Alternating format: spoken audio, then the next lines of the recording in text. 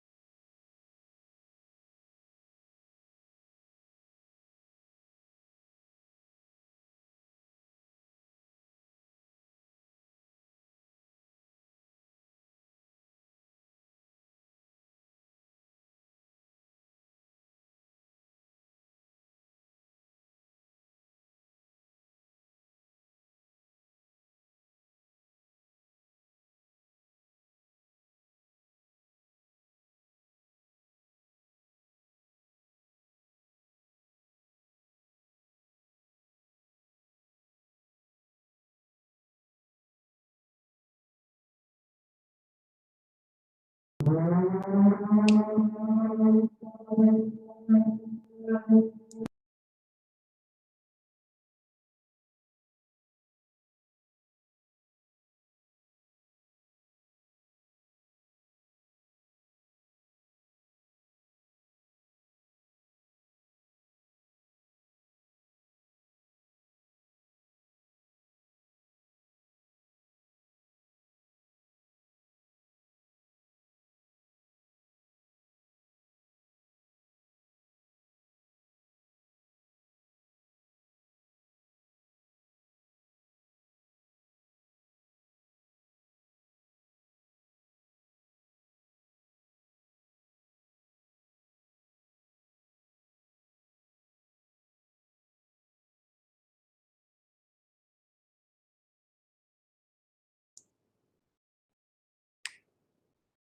morning, Maurice. Good morning, Tim. I was gonna say, they evidently are sanding the floors of the apartment next to mine today, so there's a sound of an airplane engine like sound. I was going to ask what that was. And that's what that is, yeah. So, I guess if I will keep my thing muted as much as I can, and hopefully though, there's only so much floor, so, Let's hope. yeah. Well, we Anything, got still got 10 more minutes. all right, good enough. I will go into my mute form. Okay.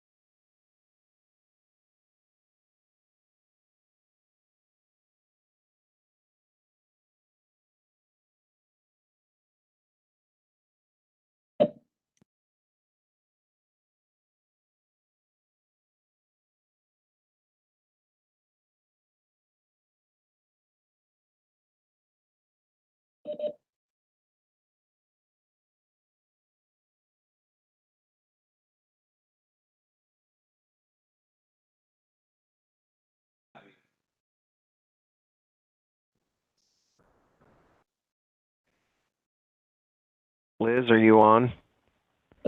Yes, sir. You know what? Could you send it Okay. over again? Sorry. Everything else working okay? I think so. I can hear you. Oh, wait, let me start my videos. Did you have to use that new link I sent to get in? No, I just went to my calendar and Outlook. Okay, that must have been an old link that you initially clicked on. That's why it was doing that. Okay. Liz, is there any postponements? There is one, yes. All right, which one is that? That is the West 65th Street Okay. case, 2187. The applicant was supposed to be talking to Councilwoman Spencer, but I think she's actually out of town, and the last email I got from her says it's still requesting for the postponement, so. Okay. All righty, How are you? I'm here. I have the apartment next to me evidently is getting its floors sanded this morning. Oh, no. So if you hear a sound that sounds like an airplane engine starting to rev up, that's what we got going. In fact, it's going right now. I don't know if you hear it or not. It's a little muted. A little bit. So don't be asking, what's that? Somebody's got some kind of sound going on out there. It's me. All right. All right. Did you have somebody hammering last week also? Were they pounding nails into the wall? No, they're not doing that. Just doing the sanding. Well, that was coming from you though last week, wasn't it, Tim? Oh, last week. That's a different Yeah. question. Yeah. Yeah, because did I have a kept hearing pound. this pounding, and I thought it was from you. Well, it's through me. Yeah, it's next door apartment. Yeah. Presumably, Are they you get living ready in a- for an occupant. Are you living in a vacant building that's being renovated around you, or what? You pretty much got it right there, Maurice. There's like 2 other people living in it. Somebody just moved in this last weekend, so now I have 2 other people living in what is ultimately an 8-unit building. Is this the same building where you moved across the hall? Yeah. Ah, okay. Yepper.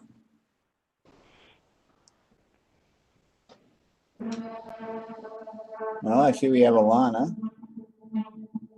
Are we going to have Kelly this morning or not? I haven't heard otherwise. I'll double check my email.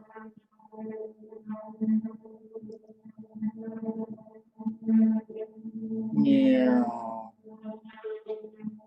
Actually, it sounds like you're next to a raceway or something. It sounds like car racing. Yeah. Either that or an airplane engine, yeah. It's not that bad. As long as you can hear. I can hear fine.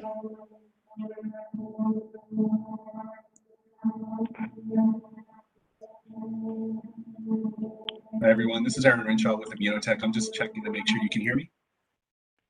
We can hear you. Excellent. Thank you.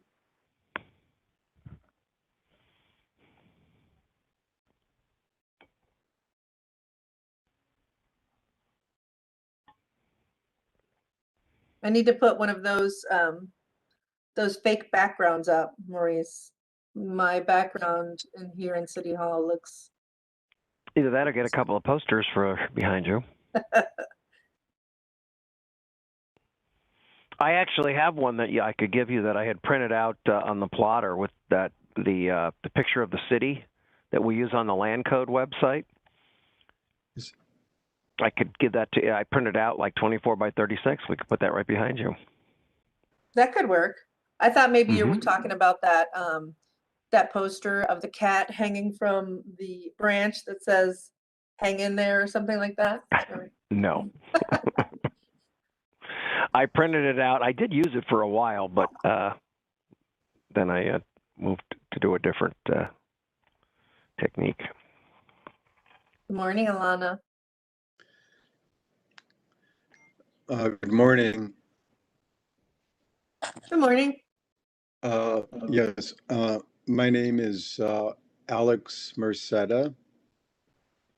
And I just want to make sure that I'm online so that we can communicate. Well, we can hear you and we We can can see hear you. you and see you. Okay, good. I Maurice, didn't take a shower yet, so excuse me. We can't even tell. Maurice, can you hear me okay? I can hear you loud and clear, Lana. Great, thank you. Good morning. Can you hear Marlene loud and clear? Merlene, hello. We can hear you. Good morning. Good morning.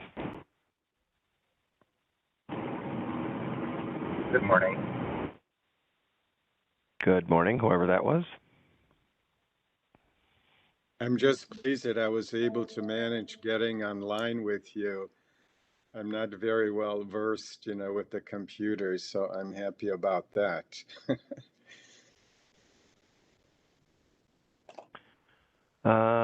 So Liz? we're still Yes, waiting ma'am. for, We have Two people. all the board members we're gonna have. they are here. Did you mention something about West 65th Street case, Liz? Yeah, but we'll announce that when we start the hearing. When we get there. Okay, Yeah. nothing I need to know before I read. Okay, No, great. it's a postponement from the councilwoman. Okay. Are we ready?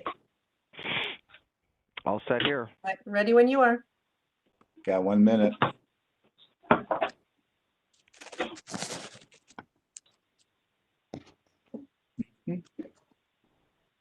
I see Mr. Riccardi is here with his new office digs. Hear ye, hear ye. I officially gavel in the Board of Zoning Appeals board for the June 21st agenda. Liz, will you read the preamble and do our roster call? Sure, thank you. My name's Liz Kukla. I'm the Secretary of the Board of Zoning Appeals, and I'm going to read the preamble for you this morning. In compliance with notification requirements of Ohio's open meeting law under COVID-19 emergency declaration, notice of this meeting has been publicly posted. All boards and commissions under the purview of the City Planning Department conduct its meetings according to Robert's Rules of Order. Actions during the meeting will be taken by voice vote. Abstentions from any vote due to a conflict of interest should be stated for the record prior to taking of any vote. In order to ensure that everyone participating in the meeting have the opportunity to be heard, we ask that you use the raise hand feature before asking a question or making a comment. The raise hand feature can be found in the participants panel on the desktop and mobile version and activated by clicking the hand icon.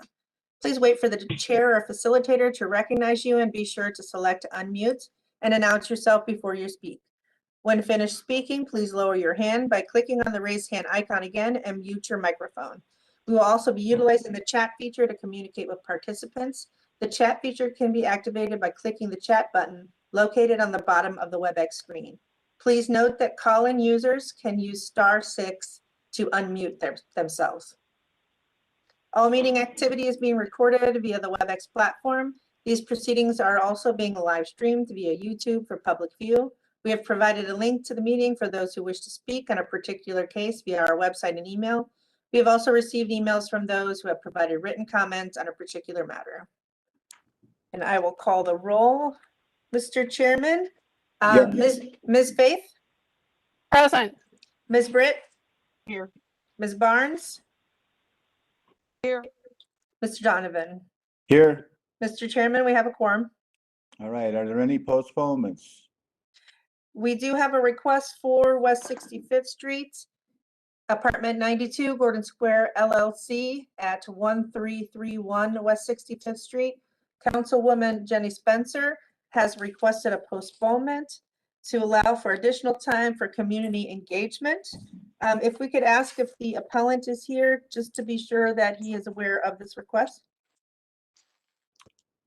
Is anyone here representing West 65th Street project? I'm not representing, I'm just here as a neighbor to the All building. right. Anyone here representing the owner of the West 65th Street project? Mr. No, we Donovan. are also here. Oh, sorry. We are Somebody- also here as a neighbor. Okay, so there's some neighbors that are here, but there's nobody here representing the project itself.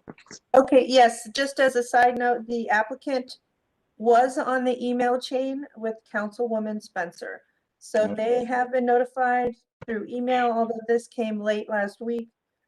So we can assume that they are not here because they've been notified via writing. Okay. Our policy has been that we allow the council person, local development corporations to ask for postponements as a part of the procedures here. Given that, I would ask, I'll make a motion that we would accept the postponement and grant it a new date. Do I hear a second? Second, Can we call the roll just on establishing that? Sure. Britt? Yeah. Ms. Barnes? Yes. Ms. Faith? yes. Mr. Donovan? Yes, without objection. So All the right. date that we can give it is July 19th. All righty. That's Pencil it the- in and get neighbors. Thank you for coming. Note that this proceeding will advance on July 19th. Thank you. Okay, thank you for letting me know. I wasn't aware that it was postponed. Right. Thank you. All righty. Thank you. Let us begin our Will, agenda. I have a question. Will we be notified as to the Yes, time? we will be. We will be. Okay, Yes, by sir. mail or by email? You'll receive it the same way that you received it last time. Did you receive our letter? I did receive a letter, yes. Okay. So you receive Okay. a hard copy letter instructing Oh. you to contact me for the link. Okay, thank you. Thank You're you. welcome. Thank you. All right. Lana, let's kick off the agenda. All right, to kick it off, we have calendar number 21-026 at 1914 East 75th Street. Famicos Foundation owner proposes to erect a 4-story, 56-unit apartment building and accessory parking lot in an E2 multifamily residential district and an urban form overlay district. The owner appeals for relief from the strict application of the Cleveland Codified Ordinances as stated in the agenda and the public record. All right, thank you. Will everyone for this case kindly raise your right hand? I'm going to make a statement. I'm looking for a response of I do with your name. Do you swear or affirm that the testimony you're about to give is the truth, the whole truth, and nothing but the truth? I do. I do, Chris Shefton. I do. I Deborah do. Lewis. Name? I do. Katie VZ Gillette. Okay, anyone else? I have three I do, so, Deborah Lewis. okay.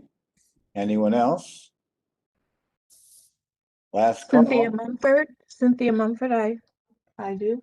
Okay. Anyone else? Ellie Ellison. I'm sorry, could you say that again? Alan Mumford. Okay. You're here for the 75th Street case. Correct. Okay, great. Last call, anyone else? Hearing none, let's have history and the legal standard, please. Thank you, Mr. Chairman. There's been no change in the underlying zoning since 1929, but in May of this year, an urban overlay district was established for the property. In the records room, I found that in 1975, a permit was issued to erect a church, solid masonry. The permit also included asphalt parking, patron parking, sorry. There was a fence erected in 1979, and there was a permit in 1984 to erect a concrete block flat roof storage building. Mr. Chairman, there's also variances on file in calendar 03-319. A variance was granted to construct an accessory parking lot. And in calendar 09-047, a permit was issued to erect a non-conforming sign. And then, Mr. Chairman, in the more recent history in the Acela system, we see that a permit was issued in 2005 for interior and exterior alterations to an existing church. 2009, there were permits issued, and this is in reference to that zoning variance, to erect a 10 by 12 single face sign, wall sign. And Mr. Chairman, we see another permit was issued. Oh, no, that's the one that was issued in 2009. That's all that I have, Mr. Chairman. Back to you. Well, legal standard? Thank you, Mr. Chairman, members of the board. Appellant is requesting area variances from the grade height and off-street parking requirements of the zoning code. To obtain the area variances, appellant must prove that denying the request will create a practical difficulty not generally shared by other land or buildings in the same district, will deprive the appellant of substantial property rights, and the granting the variances will not be contrary to the purpose and intent of the zoning code. Thank you very much. Maurice, remind us exactly in terms of the issues at hand for the variances we're considering. Yes, Mr. Chairman, we have two variances today. We have the ground floor height. They're proposing 0 and they need to be at 18 inches. So there's a variance for that. And the other one is the fact that the parking lot is not behind a rear wall. And that's all we have today for that. All right, who will be speaking on behalf of the project itself? I will be speaking on behalf of the project. This is Katie VZ Gillette. Okay, Katie, for you and all others who will give testimony, we ask that you try to concentrate and focus your remarks around the two variances that Maurice just described. Thank you very much, and let's go.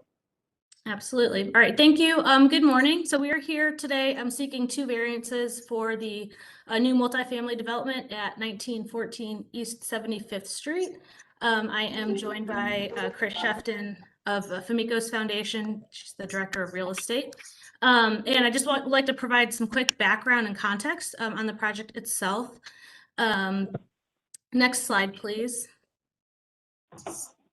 So a quick bit of history on the site itself. When it was originally developed, this was actually, if you look in the upper right-hand corner, this was actually a mid-block site and in a multifamily district. In the 1950s, Chester Avenue was cut through this neighborhood, and as we know, quite a large thoroughfare.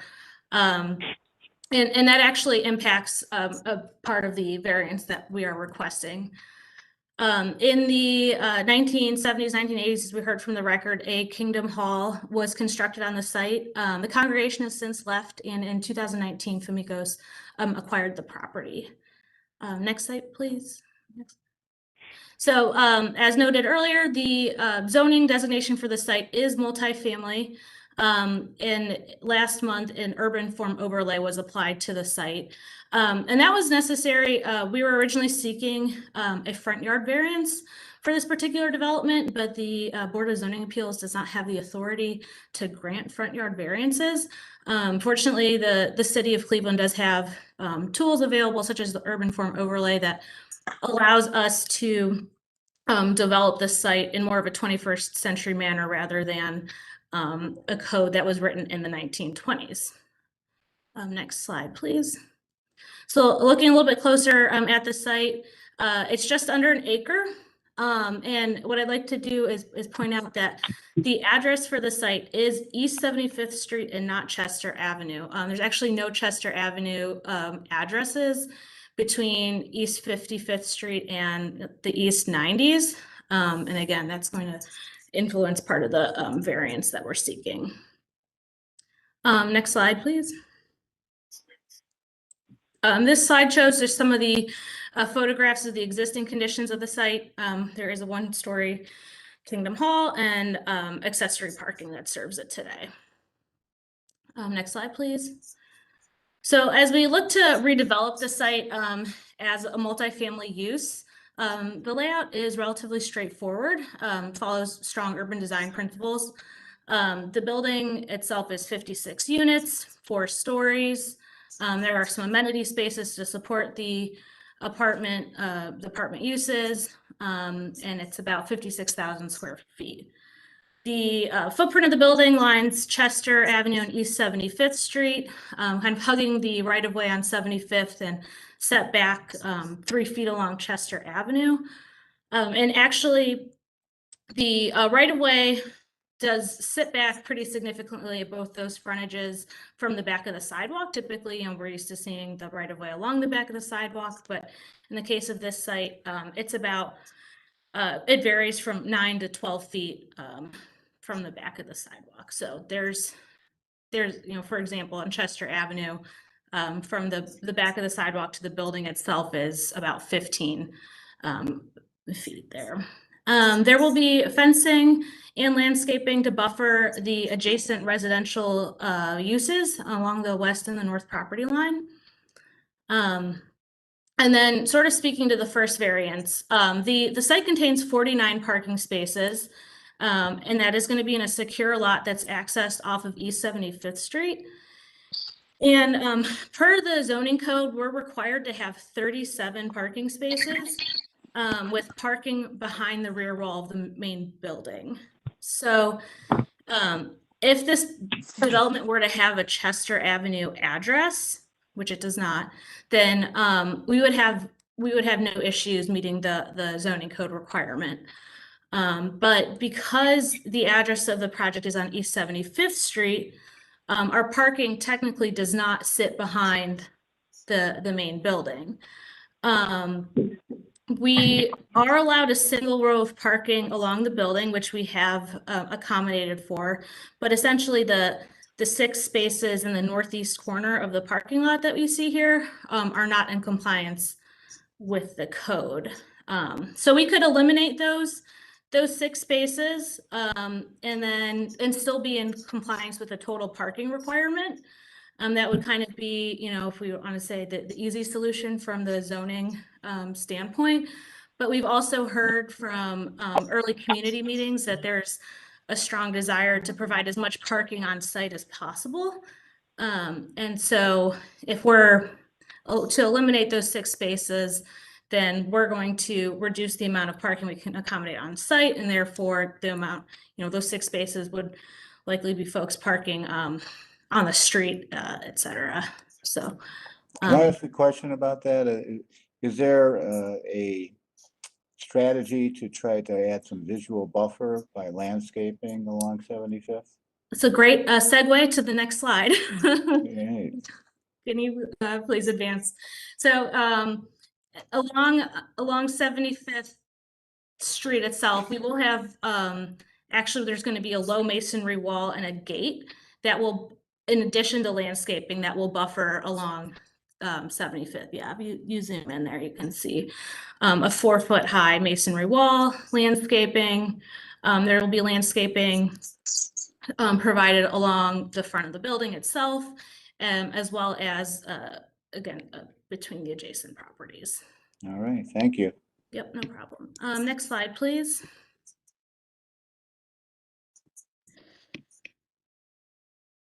Oh, sorry, we're having some technical difficulties here. Don't know why this is not. There we go. Okay. So this slide here shows the first and second floor layouts of the building. The sort of orange yellow tones, those are representative of residential uses. The blue are amenity and support spaces. And as you can see on the left side, the first floor is about 50% amenity space, 50% residential. And in the lower left hand, that's the southwest corner of the building and the site, those are 2-story townhome units. So along the first floor there, you know, we'd have living, you know, kitchen, dining spaces. The bedrooms for those units, though, are located on the second floor, and that's just very intentional to kind of shield the sleeping areas from a little bit of a busier Chester Avenue frontage there. The third and fourth stories are primarily residential. There is a roof deck and a sky lounge on the 4th story as well. But speaking to these plans right here on the first floor, to speak to the second variance, the code requires that residential spaces are a minimum of 18 inches above grade. So on the first floor where we see those yellow and orange spaces, we want the code is saying that it needs to be 18 inches above grade. This becomes a major challenge in terms of constructability, as it requires significant ramps within the building. We are allowed to have the commercial spaces at just flush with the finished floor, so 0 inches above grade, which is important for accessibility purposes, meeting the building code accessibility requirements, ADA, fair housing, et cetera, et cetera.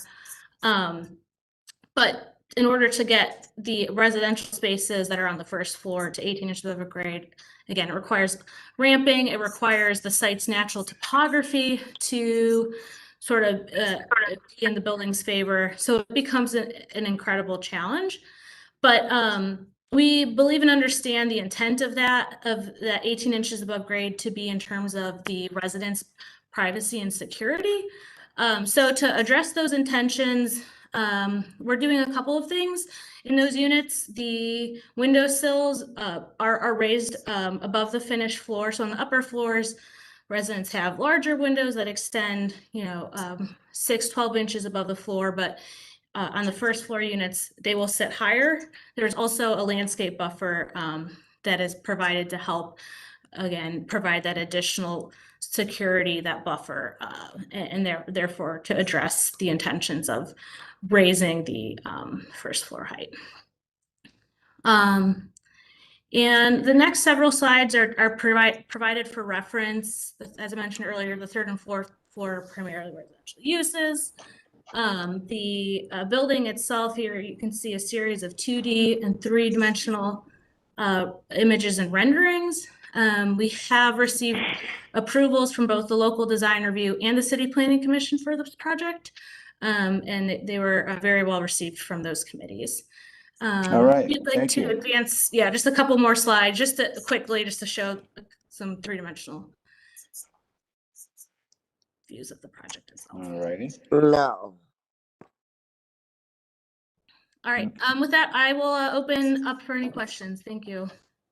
Mr. right. Chairman, we have, let's see, Deborah Lewis with their hands raised, Cynthia Mumford, and Ms. Kukla as well, all have their hand Let's raised. start with Ms. Kukla.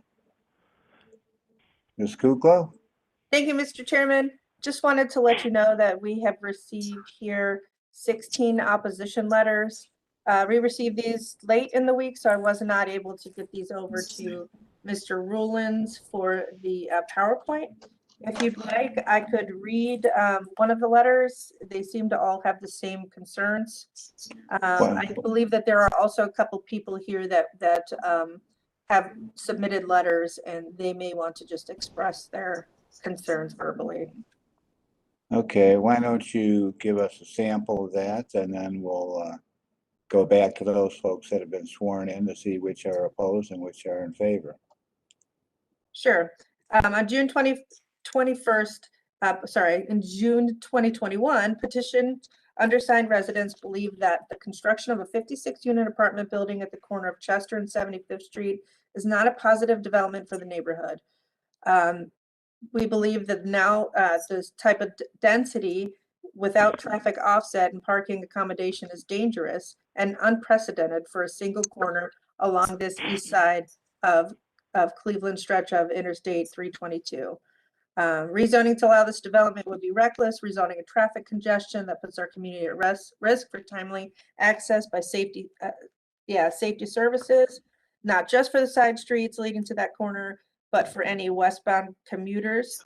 All neighbors have already experienced the impact of overflow parking when the building was operated as a house of worship.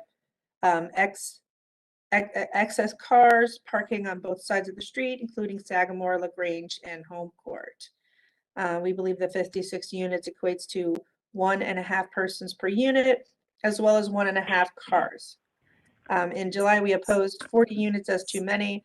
Now the planning is doubling down and raised to 56 transitory residence housing units. This leaves us to question our safety, the original planning promise of our quiet family-oriented community, and the ultimate deprecation of our property values at a time when the appetite for new single-family units has been shown to be high. There have been no details from FMICOS about how their plans resolve these real safety issues for those who actually live in the community. This must be done before any construction begins, not as an afterthought followed by sorry, we should have. They did not present solid information in the 2 community meetings held, so plans for the site should include notifications to at least signers of the July 20 20 petitions sent to the Cleveland Planning Office, providing the true site depiction and images of plan income targets. Lack of transparency for thoughtful neighborhood planning, we believe, will unfortunately lead to the same abandonment of current longtime residents that has plagued the inner city since the riots of 1960. And so most of these letters are form letters that have been signed by neighbors. And we did receive an email from Ronnie C., who also expresses concerns similar to the letters that were submitted. That's all that I have, Mr. Chairman. Okay, so as a reminder, Mr. Chairman, we have Deborah Lewis, Cynthia Mumford, and Chris Shefton.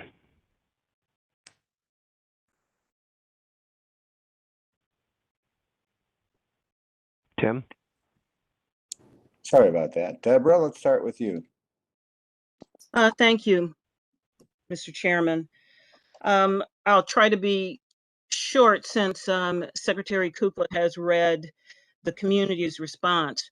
We believe that the overlay for this is an attempt to relieve the developer of the one-to-one requirement for parking, which would have been 56 and not the 37, which is what the overlay provides. That overlay also the purpose of that overlay, as we understand it, was to provide and facilitate pedestrian to vehicle traffic. But the truth is that for this neighborhood, those who dwell here of a certain economic stance will require vehicles at the level of the original zoning, and more if they have visitors. Just a simple visitor to half of the building will flood our streets. There's no local entertainment. There's no upscale restaurants. There's no discount retailing for these dwellers. And so we believe that this overlay disregards that, and we have not seen anything, any plans of any type of off-street parking that would accommodate for this overflow at this intersection. We also believe that because of that, and because of the favor that this community development corporation has, there's a precedent being set for any land bank lots along this north side of Chester, which was traditionally held as being reserved for ownership. And as the collaborative workshop this weekend, where Secretary Marcia Fudge and Senator Sherrod Brown were keynotes, the Biden administration right now is targeting Black ownership. This is an opportunity to have it. We would have hoped that Famicos, as a community development organization, would be sponsoring that at this point in time. And so that I believe that that's my statement, and I will yield the floor. Okay, let's gather all the statements and we'll ask for a response from the appellant. Anyone else here wanting to speak against the project? We had Cynthia Mumford and we had Chris Shefton. Cynthia, let's go with you. Hello, everybody. Yeah, my comments and response resonate to the letter that was led. And I would like to ask this committee, as it relates to the zoning, when will this systemic racism stop? Why is it that the people in the community, I live on East 75th, and most of and we were misrepresented. None of these details were provided to us during the said community meetings. When will systemic racism stop? Why is it that I heard the developer speak about the safety of the new tenants and not the safety of the existing residents in the community? When will this systemic racism stop? Why are we not given a voice as to what goes on in our community, given our economic status? we would ask that you sustain the approval of this variance or not approve this variance until the rest of the community can be educated as to this development, because we were not given any of this type of detail, and we should be able to respond, given a voice to respond. When will the systemic racism stop using these committees to close our mouths? Thank you. All right, who else was, Maurice, did you say had their hand up? We have Chris Shefton from Famicos. Okay, is there anyone else besides Chris? Because I think obviously, I think some of these questions are best answered by Famicos. Is there anyone else here that would like to offer some commentary? Loretta Williams. Go ahead. Loretta has the floor. Yeah. Okay, I would like to say it is a parking issue. When we first got the plans that we listened to, that they did give us, they were talking 40-some units, and we protested about the 40-some units only because of the parking situations. They went back to the drawing board and they said they were going to come back with a better plan. It really seems really bad that not only did they come back with a better plan, they came back and added about 10 more units to the project. We're talking about parking. We're talking about street parking. We don't have street parking right now. So for them to come back, and it was in bad faith, to tell us they were going to think about lowering it, rather than lowering it, they raised it. All right. Okay, let us go to Famicos.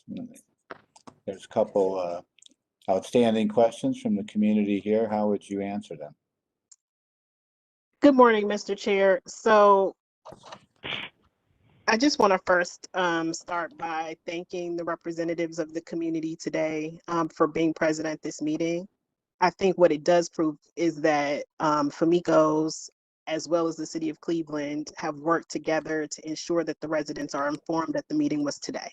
Because in addition to the notice that went out from the city, Famicos personally went out and flyered around the property itself, door knocked with all of the real estate development staff, with flyers, with contact information, with the latest rendering of the building, with the specifics of what was going to be presented in today's meeting, along with the announcement for when we plan to break ground on the flyer. So I'm happy to know that our communication was effective. As was mentioned by the residents that are present, there were 2 community meetings that were held.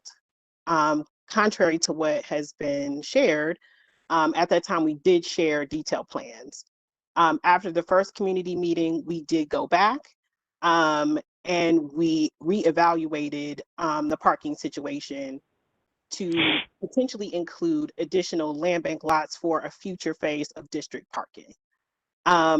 I also just want to make sure that it's noted that the particular parcel that we're speaking of is not land bank lots, but is actually a privately purchased parcel.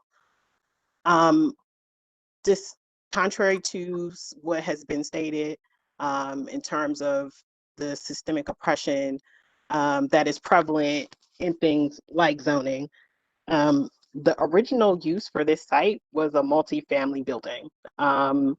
We believe and stand by the fact that returning multifamily to this site, increasing the density, not only helps and improves the property value for the surrounding sites, removing an existing 1-story building and putting something more dense there, but also introduces the possibility for these new residents that are in Huff right now to become future residents and homeowners for the future.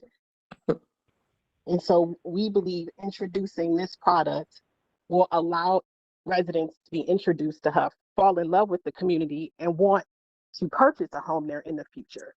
As those who may be familiar with Famicos and our history know that in addition to multifamily housing, we also do single family new construction as well as rehab. So home ownership is something that we're definitely committed to.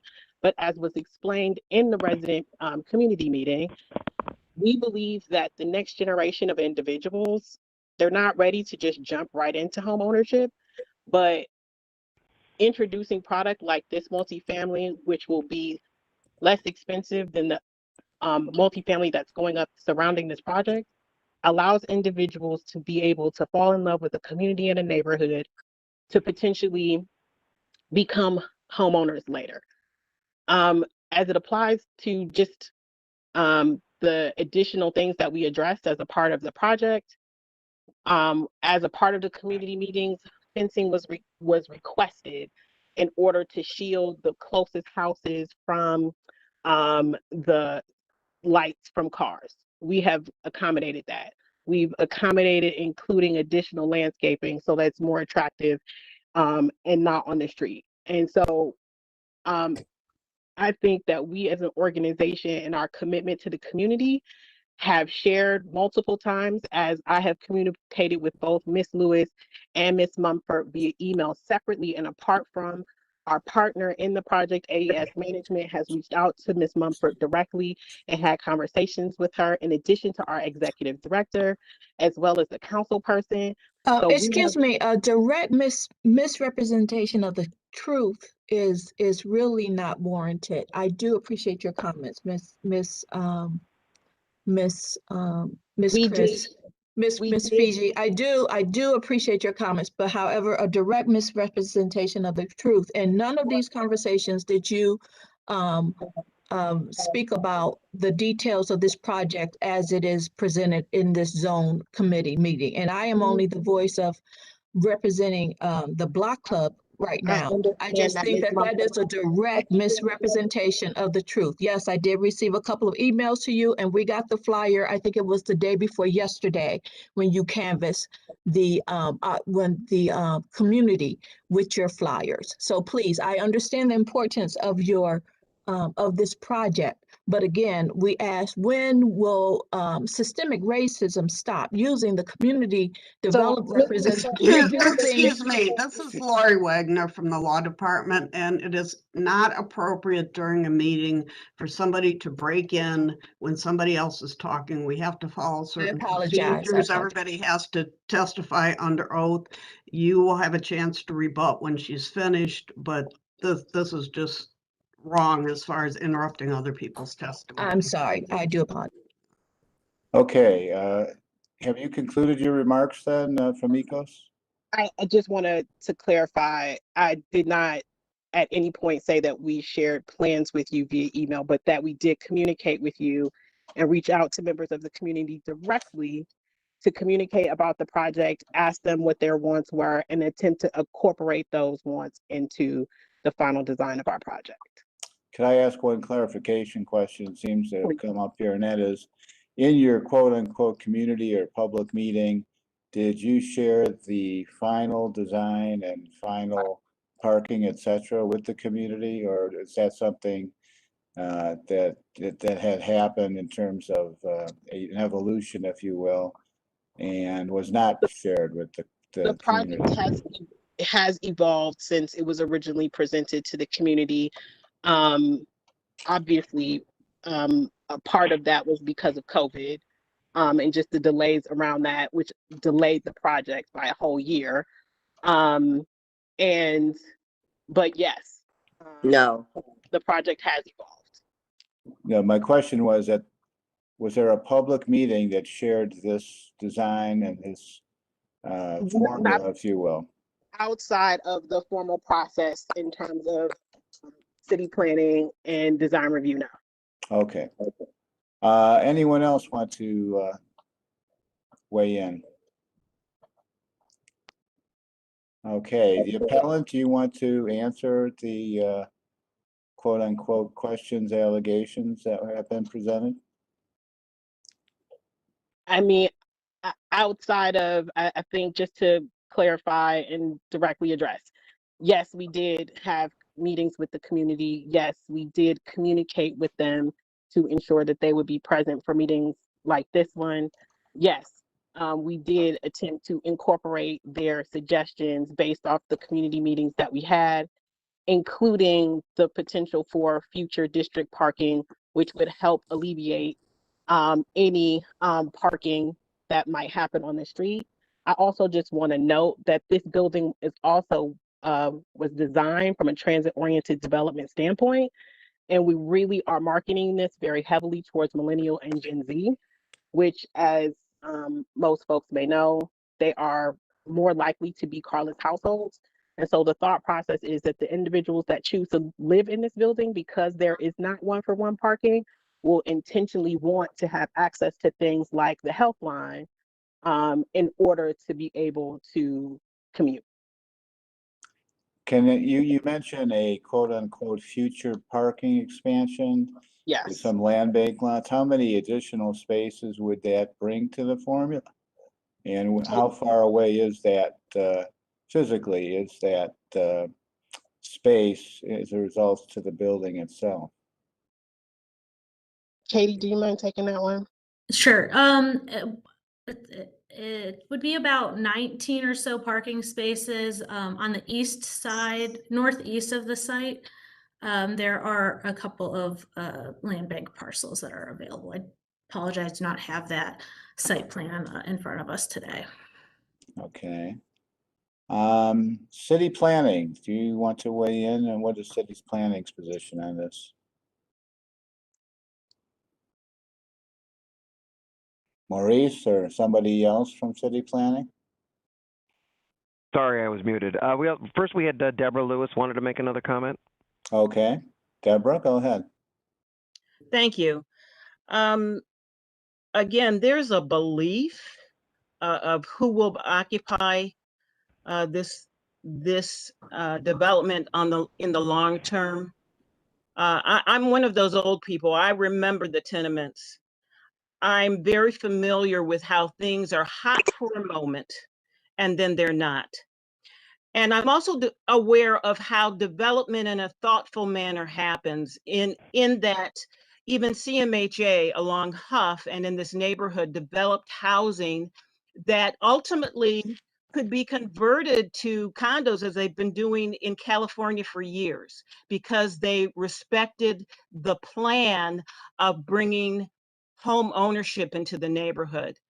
Again, I have to kind of fall back on the importance of supporting Black home ownership in this ground zero Huff neighborhood.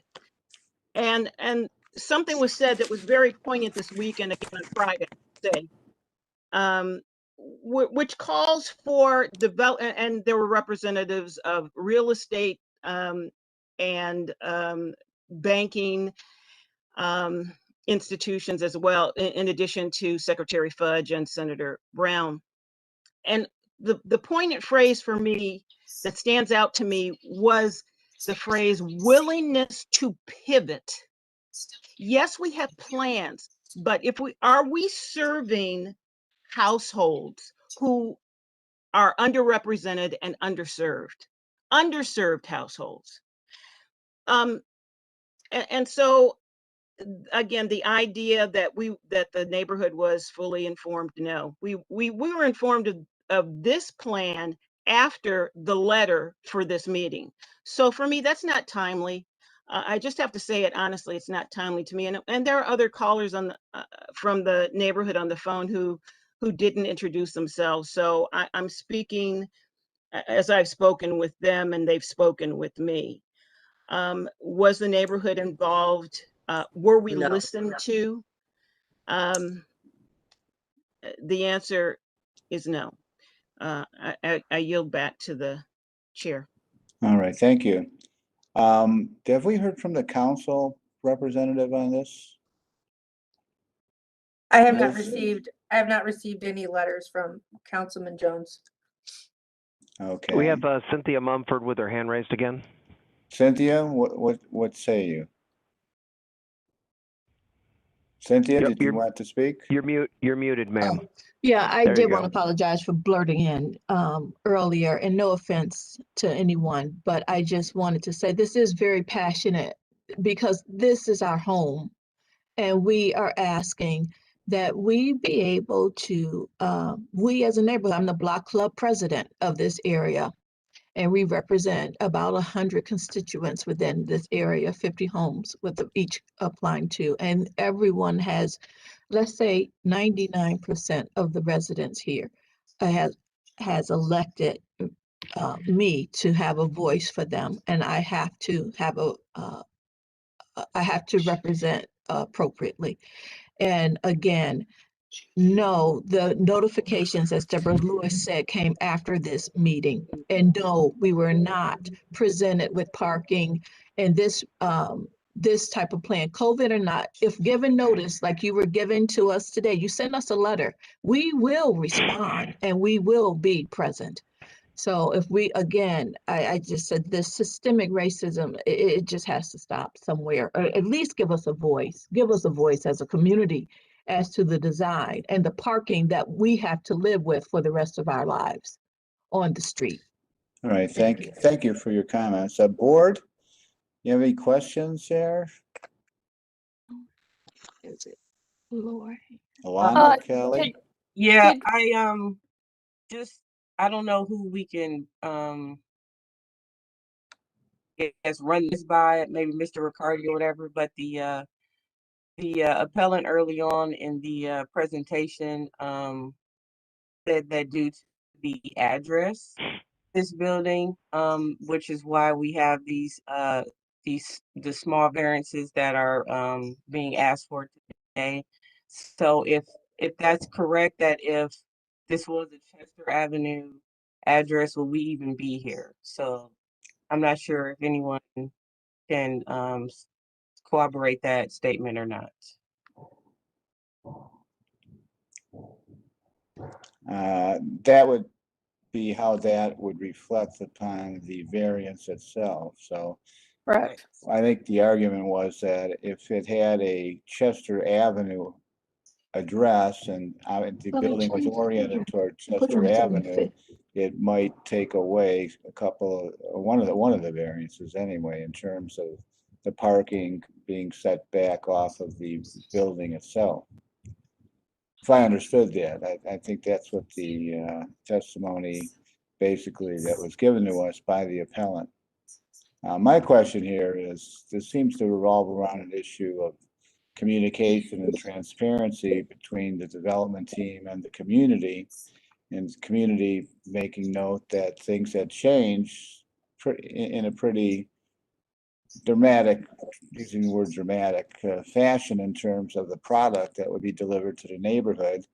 And they would appreciate a say-so and a more respect to the community by perhaps adding another public session that allows these issues to be vetted, so that there can be answers to questions like I just asked. Where's the satellite parking?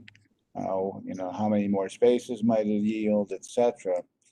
With all that in thinking, perhaps it requires a postponement and the ability for the community to get together and continue the discussion prior to having us take action on the variances.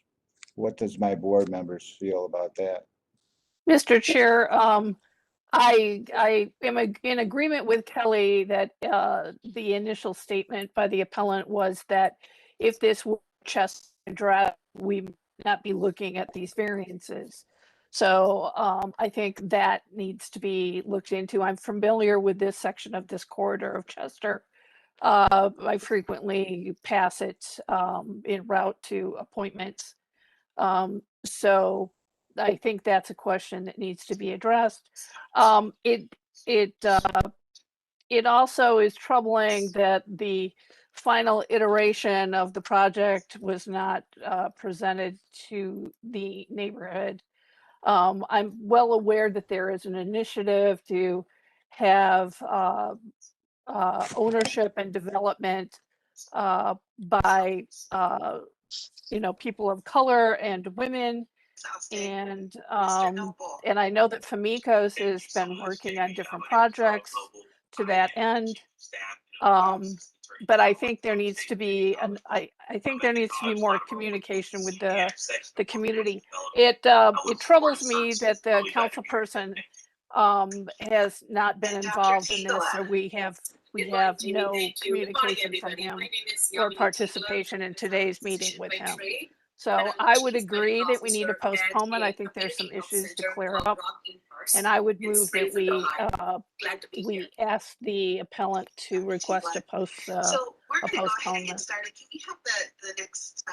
So this is Chris Shefton again. So just a couple quick things. The councilman has been participating throughout this process. My assumption of his lack of presence this morning is less about the project and more about his own availability. But if we need to get a letter from the councilman, I can work to secure that. Additionally, I just want to make sure that it's clear. We, as Famicos Foundation, when this project was in its infancy on our own without the councilman or the residents themselves approaching us to ask us for a meeting, as happens many times with developers, we approached the community and asked them to participate in the early iterations and ideation around this project. I also just want to make sure that it's clear that I myself am a Black woman and the director of real estate development for an organization that is run by a Black man and is 95% African American. We are committed to not only Black development, Black developers, and Black home ownership. Those are things that are essential to our mission for our existence for the last 51 years. And so we as an organization, these are the things that we were founded on and stand on to this day. So to have them question in this meeting is a little strange. Additionally, we are an organization that's committed to affordable housing, and over 85% of our portfolio is affordable housing. This is our first new construction ground up market rate building that we've ever done. And we're doing this in support of revitalization and housing diversification that needs to happen in Huff. Now we could talk about like the history of the Huff neighborhood and whether or not the single family residences that have been built in this corridor actually did what they originally wanted to achieve. And so after the riots and the years of redlining and other things that have happened to this community, to now have any development interest at all is such a success. And we're hoping that this project, again, as was mentioned by our architects, commended by both Design Review as well as City Planning Commission for its thoughtful design and just overall presentation. And so we did communicate with the neighborhood. We do want to address their concerns, but I don't believe that we need to postpone the project in order to do that. We can continue to work with them offline in order to accommodate their requests. All right. Mr. Chair, could I make a statement, Sir, please? Chairman. Excuse me, everybody. Hold on. I had posed a question to the Board of the Zoning Appeals, and I want to continue that conversation in terms of whether or not, again, we're looking at and hearing the question and the opportunity to have another public meeting so that all issues can be vetted, et cetera, in a public forum. Councilman could be there, et cetera. A lot of this conversation, I think, still needs to happen. And I'm asking my fellow board members if they agree with that. And if so, I'd like to move for a postponement at this point.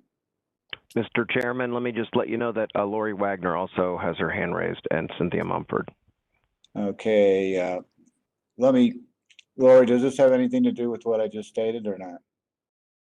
It has to do with some statements that have been made about the law. And I just wanted to point out here that the HUD and fair housing organizations have recognized that exclusionary zoning is one of the biggest contributors to, racism in housing, and that through zoning that doesn't allow apartment buildings that impacts disproportionately minority people. So I think as far as the discussions with regard to, what is and isn't supportive of housing initiative, it's important to remember that HUD, both during the present administration and the past administration, has recognized that insisting on single family zoning is not supportive of fair housing initiatives. Okay, thank you very much for I'm that. sorry, Mr. Chairman, that didn't have anything to do with your request for postponement, but. Well, yeah, okay. Kelly, what do you think? Yeah, I'm on the fence here. I'm trying to figure out, I really feel like, just hearing the history that the project was completely, put before the community, and that we are having a lot of conversations about parking. Parking is not a variance that's before us.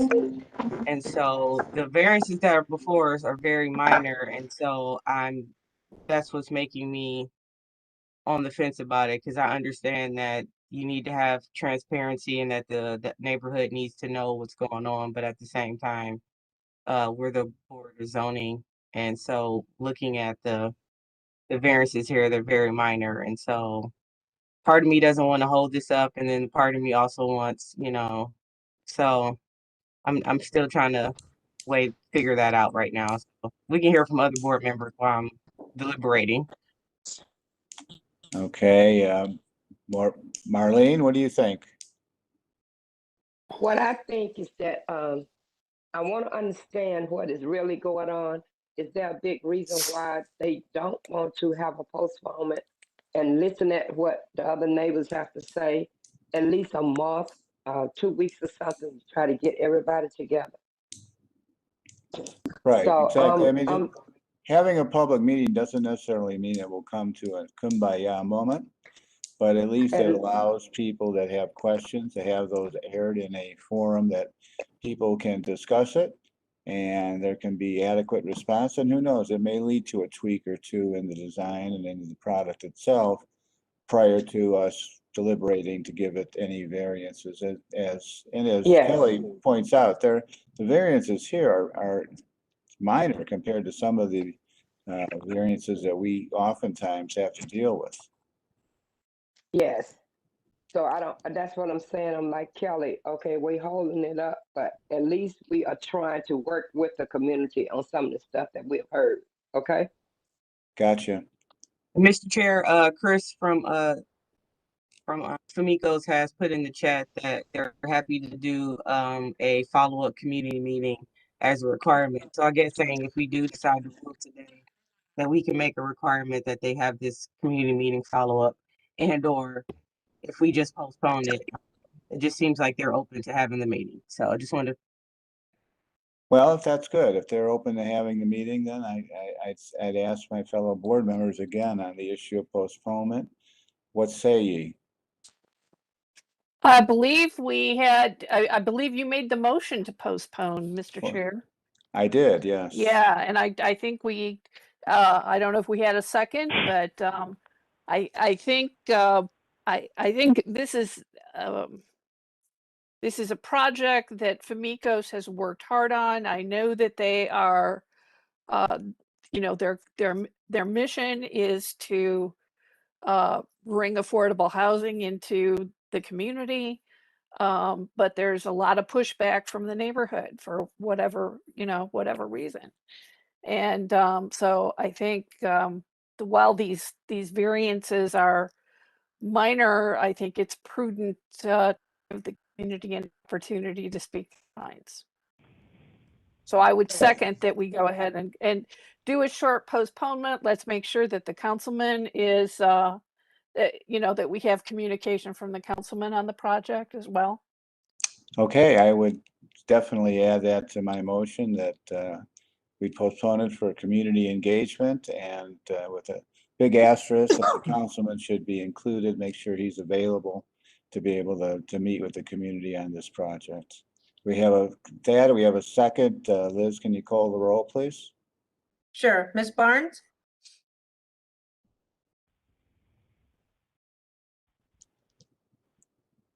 Did you hear me? Yes? No, I did not. Ms. Britt? Yes. Ms. Fay? Yes. Mr. Donovan? Yes. Mr. Donovan, the soonest date we could get them back on the agenda is July 19th.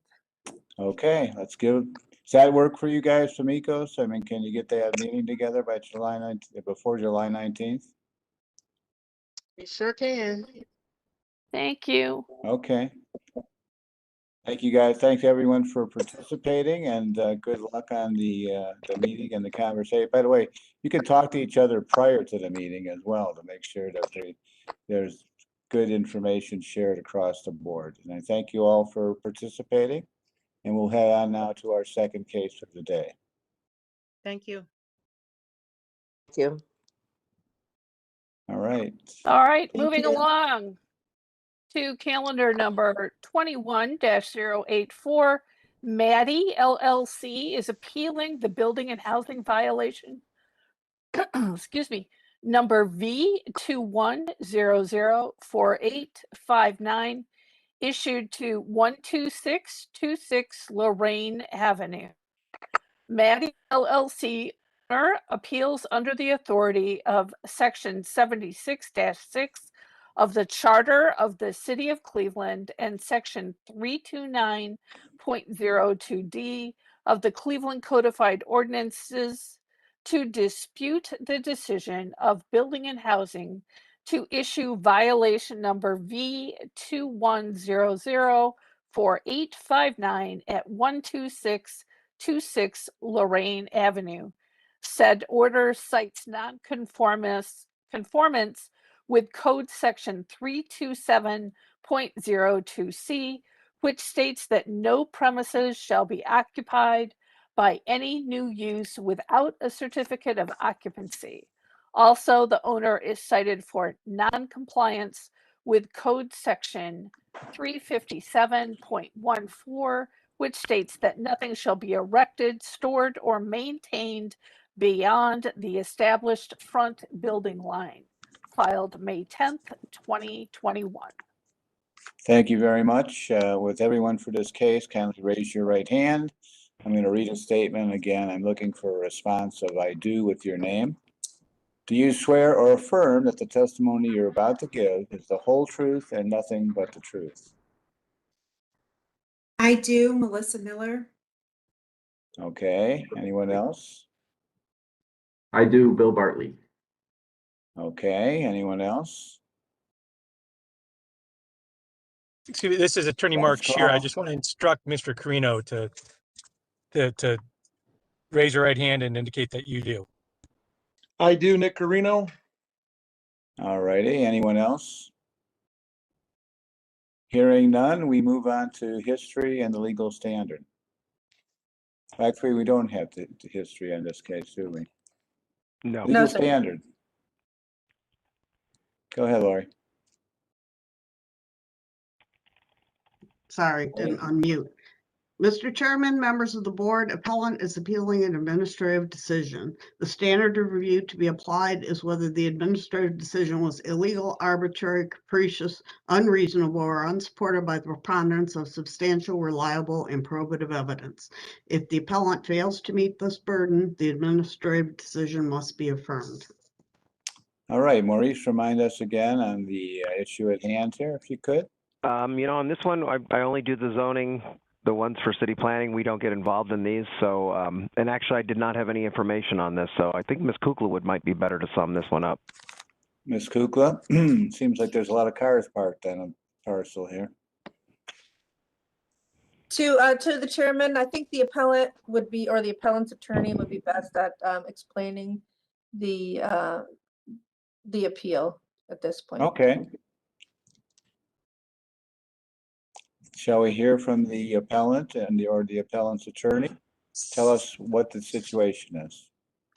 Hi, this is Attorney Mark Shear, representing Maddie LLC. I have to admit, I have a hard time understanding why these folks were even cited. So I'm taking some guesses here as to why the citations were issued. I did have a conversation with the building department official who issued the citation. My understanding is that perhaps, if I understand it correctly, there was a concern about some cars being parked, I guess, on an area between the sidewalk and a fence. I represent the landlord here. This property rather has always been a car dealership. As far as I can tell, it's just a matter of some of these cars being parked in that little area. We've asked the tenant to move those vehicles.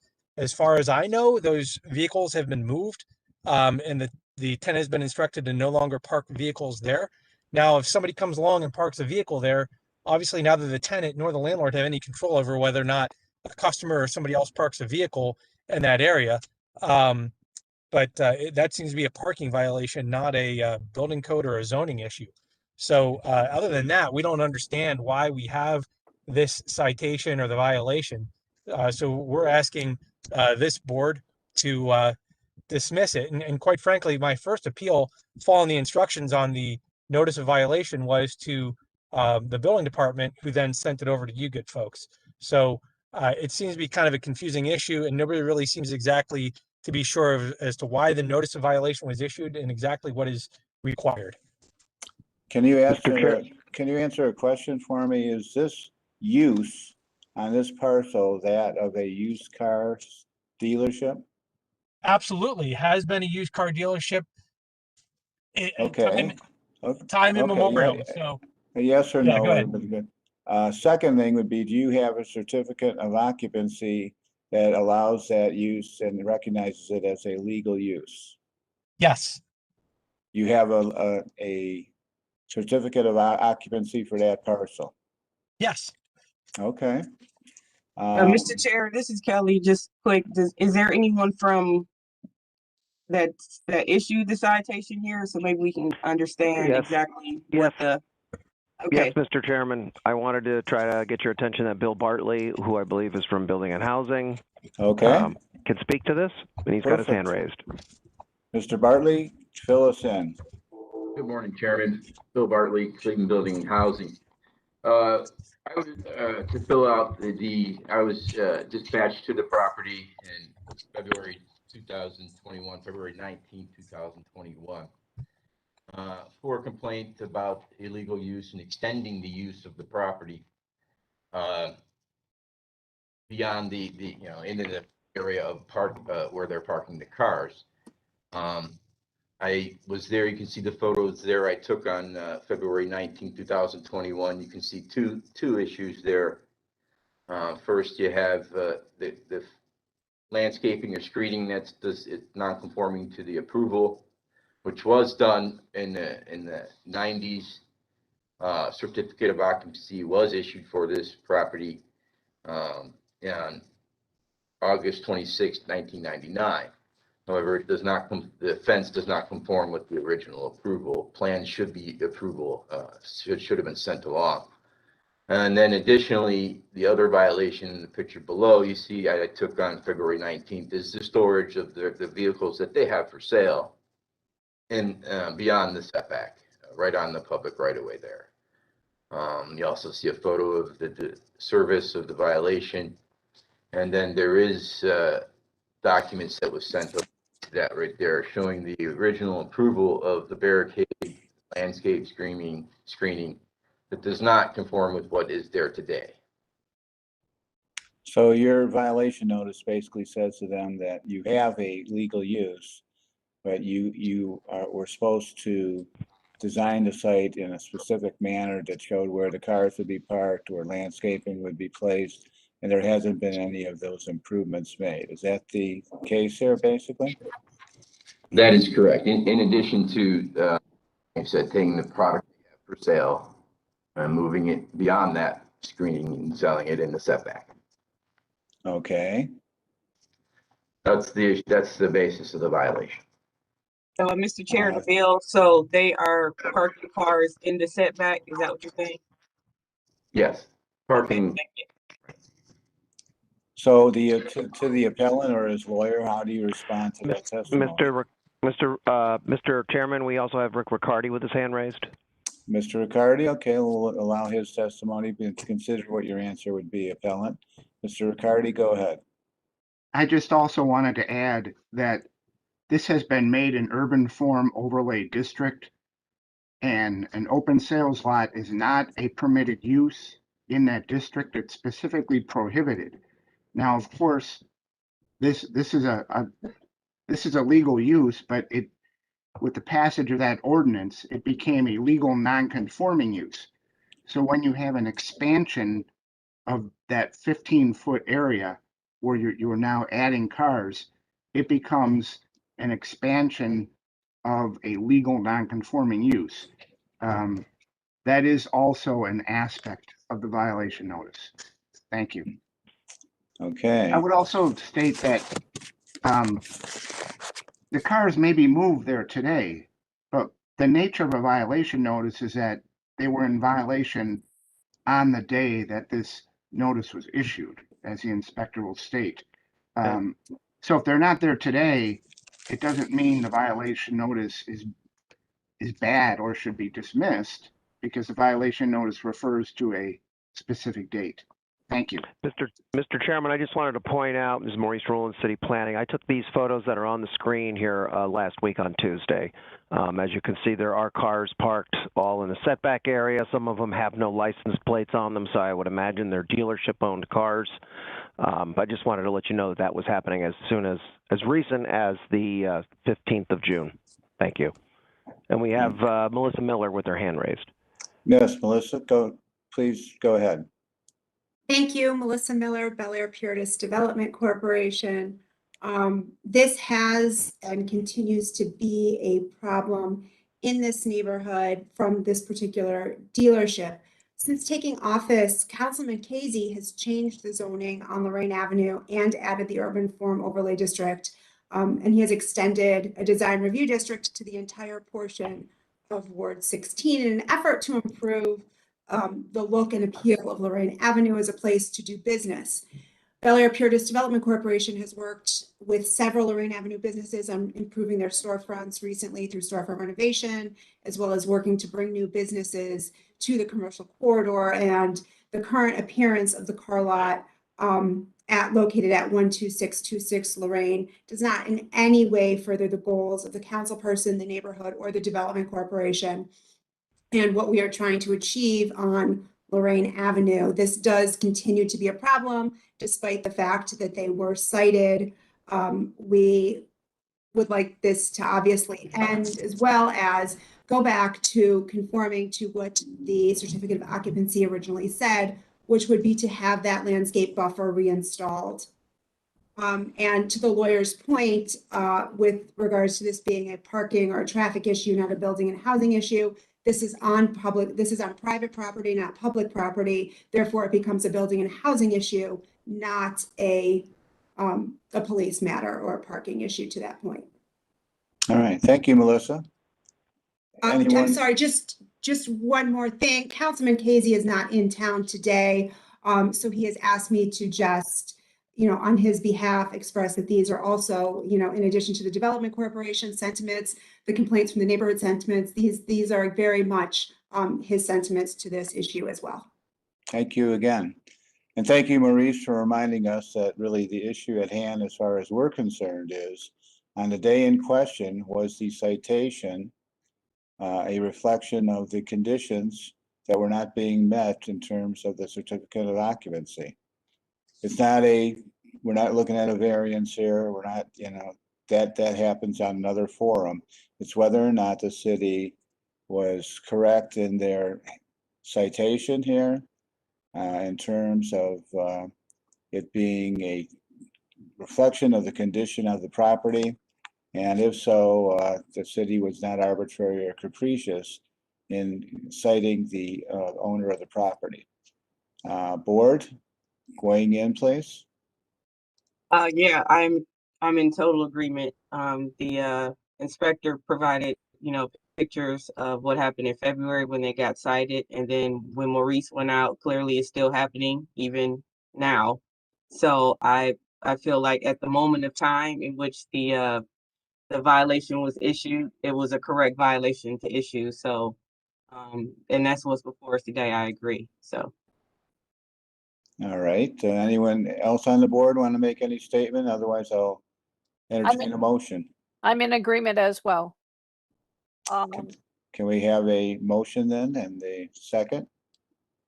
Excuse me, Chair. am I entitled to rebut any of that before you make any kind of a motion and move forward on whether or not you're going to continue to allow the violation to stand? Go ahead. Thank you. You know, I submitted some documentation, a pretty detailed letter in terms of what the ordinances or how the ordinances read, and why those ordinances are completely inapplicable. Also at issue here is a requirement that the property be approved by the Bureau of Motor Vehicles. Any car dealership has to be approved by the Bureau of Motor Vehicles. The property has to have certain types of fencing, has to have certain types of criteria that the property meets. And if we go about the business of just changing it willy-nilly without approval from the Bureau of Motor Vehicles, then the Bureau of Motor Vehicles is going to have a problem with what we've done with that property, what the car dealership has done with that property. So it seems to be completely inappropriate for this violation to be issued, for the notice of violation to be issued when there's another a governmental actor who has to approve the property, and continues to indicate that this property is an appropriate place and format for the operation of a car dealership. Thank you. Thank you. Okay, board, again, do I hear a motion here? Mr. Chairman, we have Lori Wagner from the Law Department. I I was imagine just would like about to to- rebut this. Great. I was just about to ask. Lauren. Yeah. Yep, me too. Go ahead. Go ahead, Lauren. You're muted, Lori. Lori, unmute, please.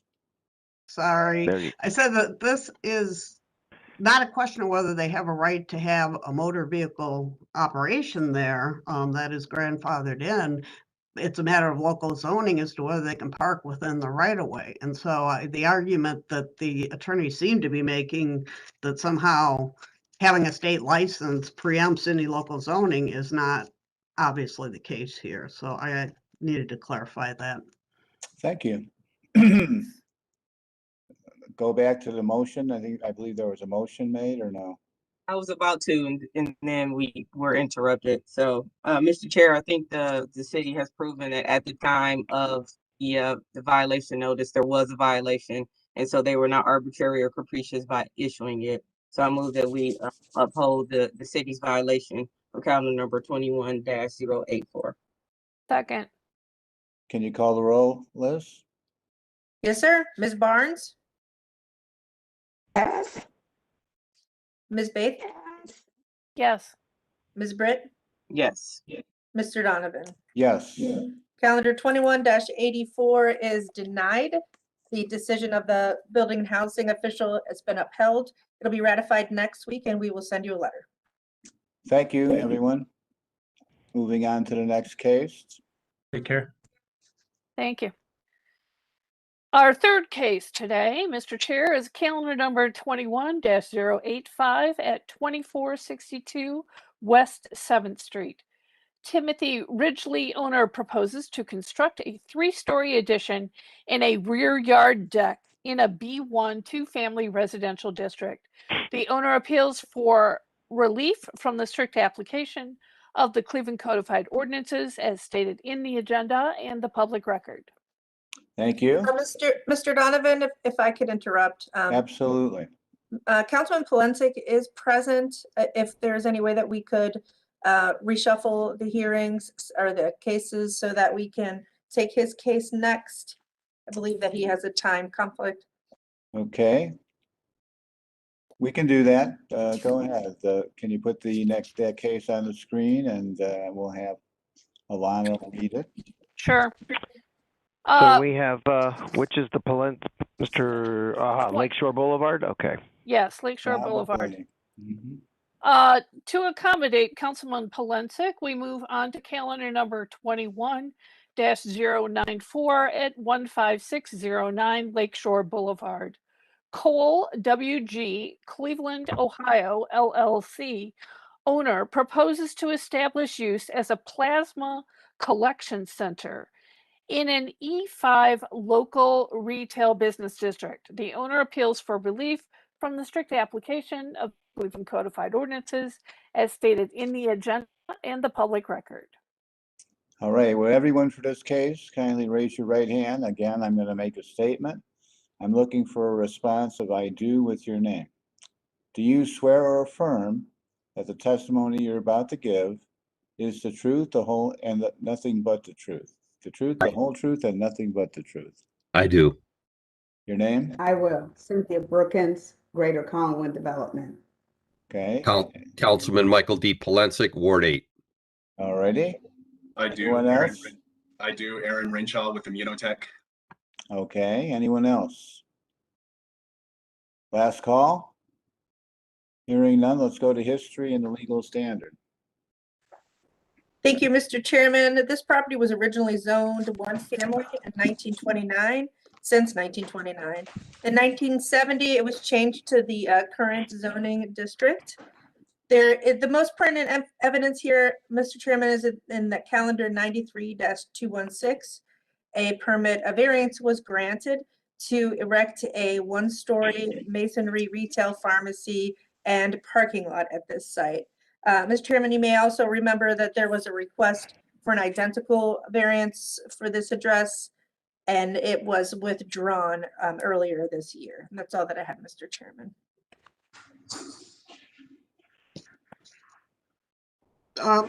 Mr. Chairman, members of the board, appellant is requesting a use variance and area variances from the fence regulations of the zoning code. To obtain the use variance, appellant must prove that denying the request will result in an unnecessary hardship, particular to the property, such that there will be no economically feasible use of the property without the variance, will deprive the appellant of substantial property rights, and that granting the variance will not be contrary to the purpose and intent of the zoning code. To obtain the area variance, appellant must prove that denying the request will create a practical difficulty not generally shared by other land or buildings in the same district, will deprive the appellant of substantial property rights, and that granting the variance will not be contrary to the purpose and intent of the zoning code.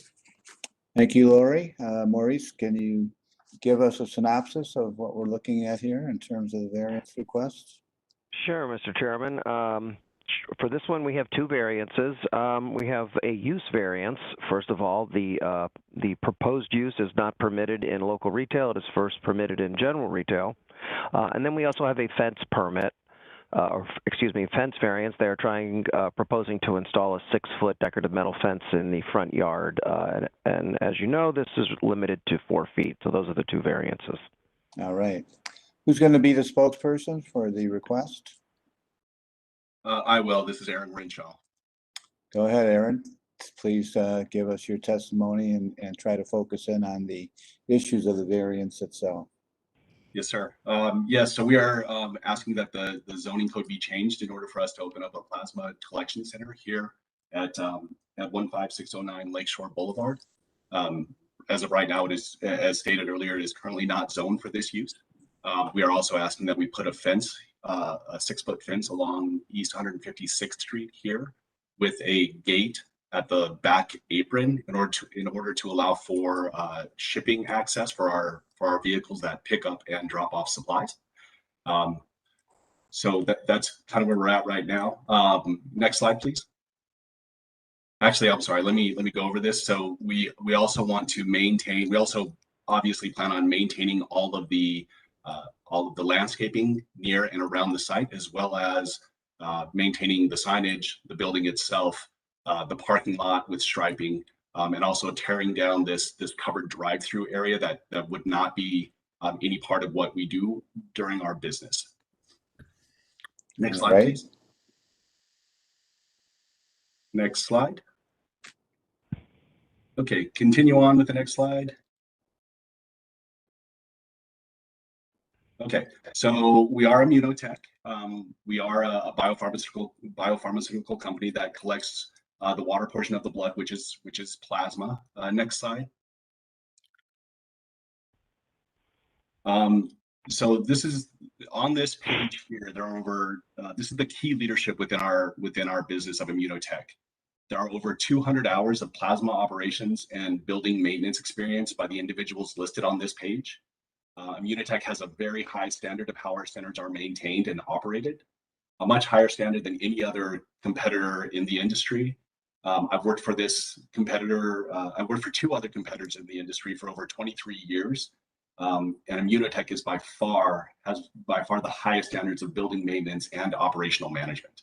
So this group is very proud of what we do and maintain and manage our operations very strictly.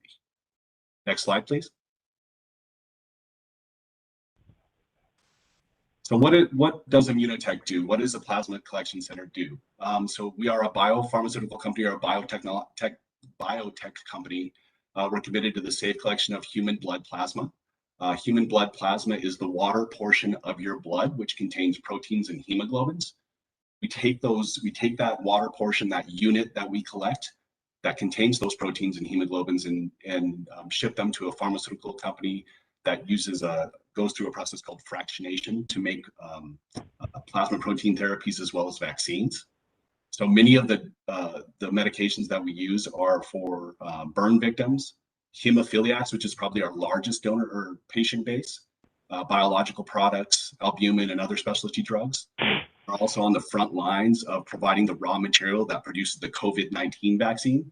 So without a business like ours, the COVID-19 vaccine could not be developed. So we are a heavy part of that process as well. The facilities that you'll see as we go through the slide deck are state of the art. They're very clean, very well maintained facilities, especially through Immunotech. We do have to go through strict licensure by the FDA as well as the European Union and any other regulatory authorities that purchase our product. The process that we go through is called plasmapheresis. It's an automated process, which, as I stated earlier, takes the whole blood from the donor, and we separate that. We separate the plasma from that, and only take the water portion of the blood, which is the plasma.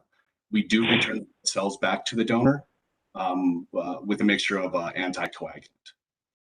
And one very important point here is the screening and testing that every single donor has to go through every time they donate.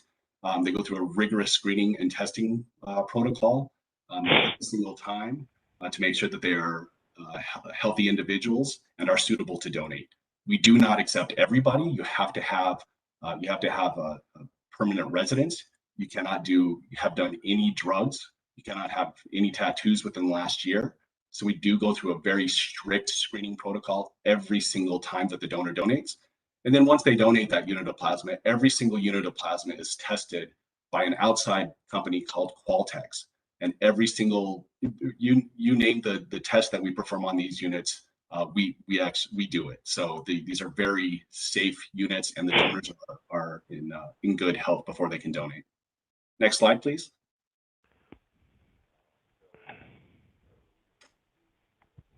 So the community impact. So a typical center will employ anywhere between 25. Mr. Chair, I don't want to interrupt but sir, we really just need to get to what the variances are. We don't need to go into super detail about the center. So okay. I'll touch on the community impact, and then we'll move through the other slides very quickly. So we do employ anywhere between 25 to 30, sometimes 35 employees. Immunotech provides excellent opportunities for individuals wanting to obtain experience in the medical industry, either from an entry-level position like a medical screener, plasma processor, general technician, or even a skilled position like a phlebotomist, registered nurses, and even physicians. So Immunotech does provide on-the-job training and continued training to keep those skills sharp. So the economic impact of a typical center in the community is estimated at approximately $2.5 million annually. Next slide, please. So our typical hours of operation, initially, you'll see we'd like to be open from Tuesday through Saturday, beginning at 10 a.m. and closing at 4 p.m. And then once the center begins to mature, we'd like to expand those days and hours from Monday through Saturday from 8 a.m. to 6 p.m. We have been requested that we do not keep the center open during hours where it's going to be dark, just from a safety perspective. So here's a typical center, what it's going to look like from the outside. This is actually in Cleveland, Tennessee. So a little bit smaller community, but very similar to the building that we're going to be redeveloping here. Next slide. Here's an example of our pylon sign. Next slide. Again, duplicate slide, I apologize. Next slide. So here's a larger ground up build, but the building that we're going to be renovating is for Walgreens, and it will look very similar to this. Next slide. Here's an overhead view with ample parking, ample lighting. Next slide. Here's a typical lobby where the donors can wait if there is a wait. Typically, there's not a wait for our centers as we get the donors through quite quickly. Here's another example of the center. It's clean and very well maintained. We are paperless, so there is no paper in the center. So that is another level of cleanliness that we maintain. Next slide. Again, another example. This is behind the scenes. This is where the actual screeners are. So again, very well maintained. Again, just a wider shot of that. This is a plasma processing area. This is the donor floor area. This is where the bulk of the center is going to look like. We're going to have 36 beds in this center, but typically only 24 to 30 beds will be used at any one time. We generally do not have a full center of donors. This is our plasma processing area with state-of-the-art freezer technology. Again, just another shot of that. This is our shipping area. This is where we actually prepare the shipments. This is a shot of our state-of-the-art freezers. These freezers get down to -40 degrees. There's a technician operating the center or operating the freezer. Example of a storage room. And this is an example of a physician's office. So we had a meeting on May 8th with the city. A meeting was held on May 8th with the residential group, and we discussed the following concerns. And I believe we have satisfied all concerns brought forth by the group. So we discussed reduced operating hours. We discussed hiring a security guard during those operating hours. We discussed and agreed to a professional-looking facility, of course, to include landscaping, free of debris and trash, well-maintained parking lot that's paved and striped, regular pickup, well-maintained exterior and interior, as well as signage, well-lit parking, as well as building parameter. And then loitering was one of the topics that we ate. So we need our facilities to be inviting and approachable. Leadership and security teams do not allow loitering. Also, our process dictates that loitering not occur as people go through the process very quickly. And also, Immunotech is very committed to community engagement. We want to be a part of the community. We want to be a very positive part of the community, and part of that is the community engagement we've always agreed to in any community that we go into. Next slide. And that is that is everything I have. Any questions or concerns? Before I open it up, I have just a couple quick questions. One, do you have any facilities in the Cleveland area that are operable right now? We do not. And two, how many quote unquote customers, if we can use that term, do you anticipate on a daily basis? On a daily basis, we can anticipate anywhere between, well, when we first start operating, you can anticipate anywhere between 20 to 40. And as the center matures at full maturity, you can expect anywhere between 80 to about 100 donors per day. Okay. All right, let's go to the other folks who are here and have been sworn in for testimony. Mr. Chairman, I'm not sure, Lori Wagner, was your hand raised from previously, from the previous case? Or did you have to? Lori, are you there? To say? I'm sorry, I have nothing to say. It was Okay. raised from our previous. No problem. Just want to make sure we're not missing anybody. Go ahead, Mr. Donovan. Well, I'm just calling out if anyone wants to now ask any questions or provide any commentary. We know the councilman's on the call. We will usually let him go last. So is there anyone else from the community here that wants to ask any questions or weigh in? I'm sorry. Good. Do you want Go to ahead, ask ma'am. Was there somebody from the community? Yeah. Do you want to ask a question or weigh in on any aspect of this? Perhaps not. Perhaps it'll only be the councilman. Anybody from the local Well, development you just- corporation? Yes, yes. I wanted to let, if there was a resident go first.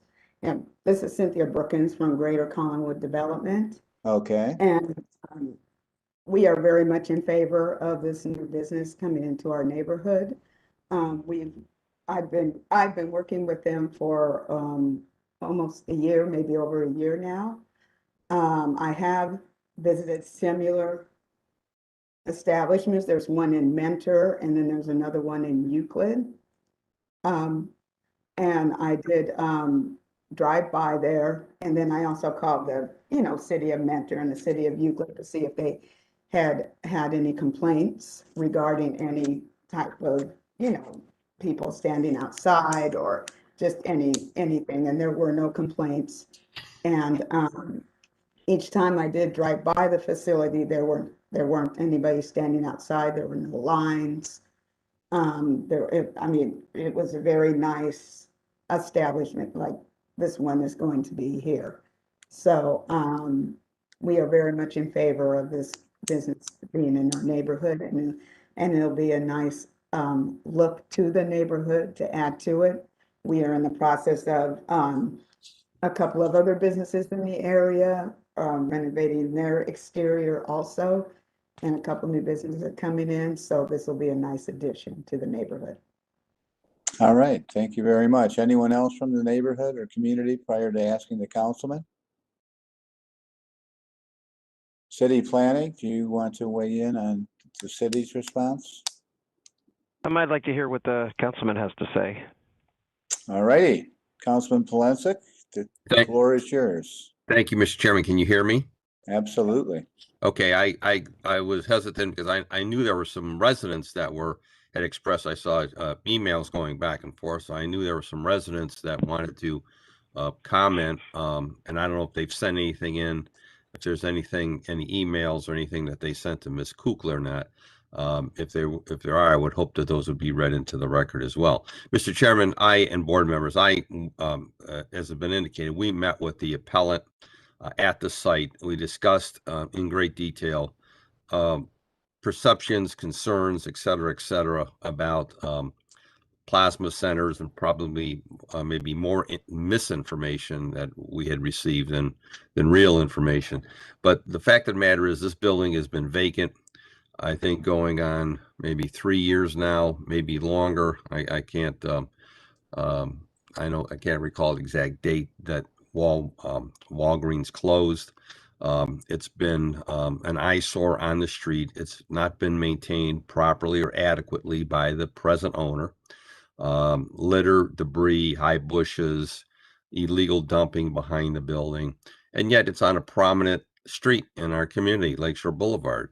So we've been greatly concerned. So we looked at the proposal, we've weighed it, we've talked to neighbors, and it came clear to me after listening to the neighbors that they are in support of it based on the provisions that have been put forth, such as the landscaping must be maintained at all times, exterior lighting, exterior cameras, security cameras, that the back gate, the back driveway, we had originally discussed that it be taken out, but they're indicating that they will put up a gate, which we can live with as long as that gate is closed after, when the building establishment closes, that gate is closed as well, and that on the east side of 156th Street, that it be an ornamental fence, black ornamental fence, to just guarantee the safety and peace of mind for the residents who live on 156th Street north of Lakeshore Boulevard. Again, the building has not been maintained, so we're looking forward to Munitech maintaining this property, sprucing it up, making it look very presentable, and running a first-class medical facility out of it, which will hopefully add to the appearance of the community, create additional jobs in the neighborhood, and maybe hope lead to support for other businesses that are there by the customers or people who will go to that location. So weighing it, we all came to the realization with what's going on in the retail market today, that this was our best efforts. This was the best effort put forward to reutilize this building. Our fear was that it was just going to continue to sit there and decline. So I'm here to support it on behalf of the majority of the residents that have been engaged in this process. Thank you very much, Councilman. Now we'll go back to the city planning. Maurice? Yeah, Maurice Rowland, City Planning. Yeah, we concur And with Maurice, the councilman. sorry to interrupt, but while you're talking, can you go back to the slide with the actual variances on there? We got caught up in everything else and I forgot what they are. Actually, you know what? I don't, inadvertently, they're not on here. The two variances. Oh, no wonder. And before I forget, person with the initial CD has raised their hand and they wanted to speak, and I'm not sure if that's a community person. I want to make sure they get a chance to speak. The variances were that this is not permitted in local retail, which is the current zoning. It's first permitted in general retail. So it's really just the next zoning district away from that. And then the other issue was the 6-foot high decorative metal fence that goes in the front yard across the front of the building. Those are the two variances. Thank you. All right. Is somebody CD? Would you like to weigh in? Yes, can you hear me? Yes. Yes, we can. Yes. Hi. So my name is Cheryl Davis, and I have a home in the Beulah Park neighborhood, which is adjacent to this property across the street on 156. And several members of the community did sign a letter of support. We met with Mr. Renshaw and his colleague, Mr. Williams, and we went over a number of issues that were of concern. And I wanted to add that they have been very responsive to our concerns, very respectful of the needs of the community. And the items that they did agree to are outlined in the letter that was submitted to the Planning Commission, to the Board of Zoning Appeals, and to the councilman. And we would like that read, doesn't have to be read into the record, but we would like it to be a part of the record going forward. And again, thanks to Mr. Renshaw for his willingness to meet with us and to listen to the concerns. Thank you very much. Liz, do you have said letter in your possession, and could we have some bullet points to include into any resolution of support? Yes, Mr. Chairman, I do have a letter. It was signed by Cindy Barber, Cheryl Davis, Rick Harrington, Christina Mosier, and Amy Sparks. The bullet points that I would first point out are the ones that the appellant had mentioned in the slide that he would agree to regarding hours of operation, hiring security, repaving the parking lots, maintaining the landscaping, keeping the parking lot well lit, removing the drive-through at the rear, and installing a decorative functional fence up to the driveway apron closer to Lakeshore, which will further enhance the landscaping. There were other items that I'm not sure that we can make part of the resolution. First one will be Immunotech will work with the community leaders to identify, hire, and train workers from the neighborhood. Employees will be paid a minimum of $12.50 an hour and will be full-time and eligible for benefits. That's item 1 on the community agreement. Number 3, Immunotech site director will be engaged member of the Collinwood community and serve as an active member of the board of local nonprofit organizations. Immunotech will fund at a meaningful level a community relations budget to provide financial support for community events such as Waterloo Arts Festival. The director will work with Councilman Polensek and community leaders to annually determine how the funds will be distributed. Immunotech committed to the neighbors that as the business grows, so will the fund. And those are the only other 2 items that I don't believe that we can make part of the resolution. If you want to ask that question directly to Ms. Wagner to see if that's something we could add, if those are items we can add. But to the neighbors concern, it definitely will be part of the public record. Back to you, Mr. Chairman. Lori, do you want to weigh in on that? I do think some of those are probably a little bit out of bounds for a Board of Zoning Appeals. Right. It's certainly, it's part of the record, and it's good goals to aspire to and to reach. Probably not appropriate in a zoning context as far as as far as who you're hiring and where they live, that type of thing. So I think it would be better just to have those as part of the record, but not part of the motion. And concentrating again on the variance language itself, the fence height, and the use of just the use itself, I would entertain a motion from someone. Mr. Chairman, just one question I had of the applicant, and maybe Ms. Kukla. Do we have a cut sheet of the proposed ornamental fence? We do not as of right now, but we are currently working on that. I guess my only comment would be that, you know, we normally don't like to have a 6-foot fence along the front of the building.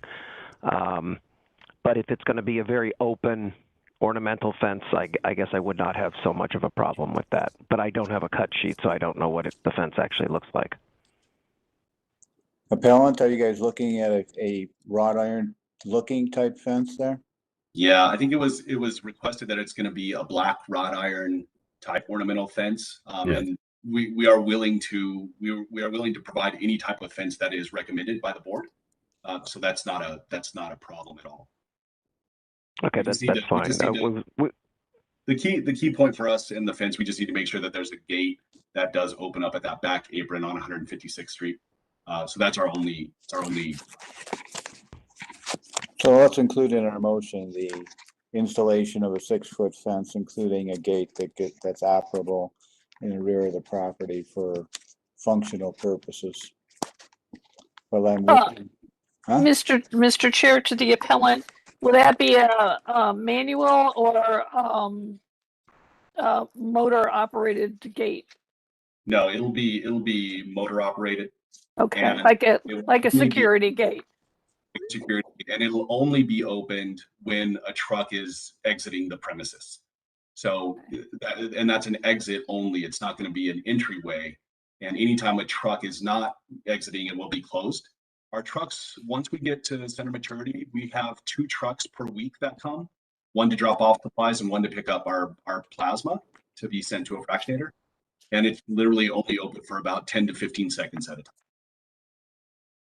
All right. It seems as though we have reached a conclusion here. Would somebody like to try to bundle that into a motion? Mr. Chair, could I ask Maurice to put up the slide that had the accommodations the appellant had made for the community with the hours of operation? And there we go. Okay. So I would motion that we go ahead. Excuse me. I have a frog in my throat. I would motion that for case number 21-094, that we go ahead and approve the variances with the support of the Community Development Corporation and Councilman Polensek.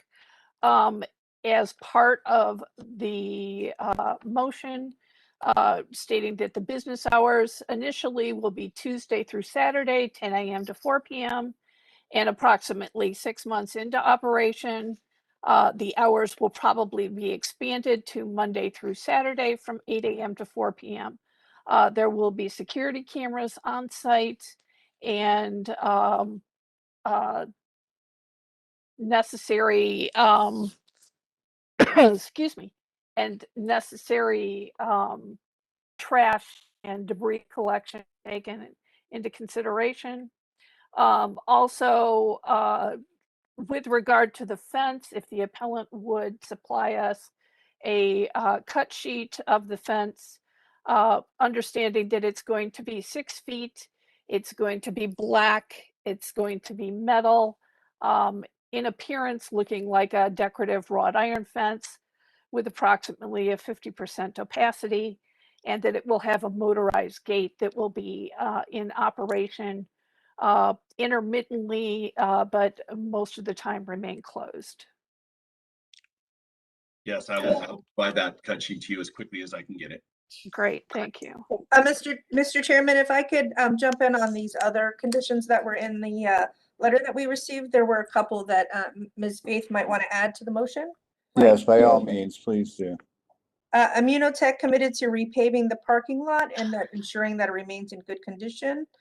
The Immunotech will maintain the landscaping and setting a standard for other businesses in the community.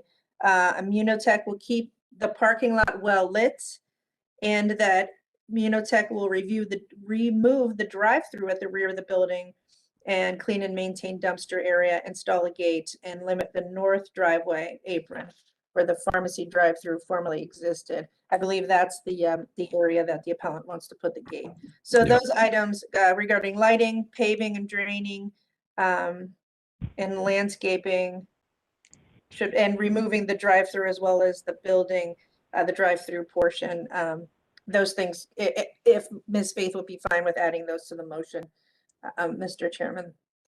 Thank you, Ms. Kukla. I appreciate you chiming in with those additional items. Yes, we would include those as read in the motion. All right, do I have a second? I second. Call the roll. Ms. Barnes? Yes. Ms. Britt? Yes. Ms. Faith? Yes. Mr. Donovan? Yes. Calendar 21-94 is granted conditionally. It'll be ratified once we receive that cut sheet, and we will send you a letter after that point. Thank you, guys. Thank you. Thank Thank you you. very much, guys. Have a good Thank day. you. Thank you. Bye. I believe our last case, maybe? Next to last, All right. calendar number 21-085. We're circling back to that at 2462 West 7th Street. Timothy Ridgely, owner, proposes to construct a 3-story addition and a rear yard deck in a B1 two-family residential district. The owner appeals for relief from the strict application of the Cleveland Codified Ordinances as stated in the agenda and the public record. All right, everyone, for this case, will you kindly raise your right hand? I'm going to read a statement. I'm looking for a response of I do with your name. Do you swear or affirm that the testimony you're about to give is the whole truth and nothing but the truth? I do, Tim Ridgely. I do, Stephanie Nord. Anyone else? Hearing none, we move on to history and the legal standard. Thank you, Mr. Chairman. The property was originally zoned general retail in 1929. In 1961, it was changed to two-family. And the records room I only found that in 1941, a permit was issued to enlarge a basement. In 1971, a permit was issued to add a 1-story patio. There is one variance on file in calendar 68-220. A variance was granted to maintain 2 dwelling units on the site. And then in the more recent history in our Acela system, we found that in 2012, permit was issued to re-roof the building on the property. And that's all that I have, Mr. Chairman. Mr. Chairman, members of the board, appellant is requesting an area variance from the side yard regulations of the zoning code. To obtain the area variance, appellant must prove that denying the request will create a practical difficulty not generally shared by other land or buildings in the same district, will deprive the appellant of substantial property rights, and the granting the variance will not be contrary to the purpose and intent of the zoning code. Thank you. Maurice, remind us what we have to deal with. Yeah, we have 2 variances on this one. One of them, the first one is a side yard variance. I might also point out that this would be an extension of an existing side yard, so it would just be adding to the nonconformity. And of course, the second one is the fact that this is an enlargement of a nonconforming use. All right. Who's going to be the spokesperson for the project? I think me, Tim Ridgely. Okay.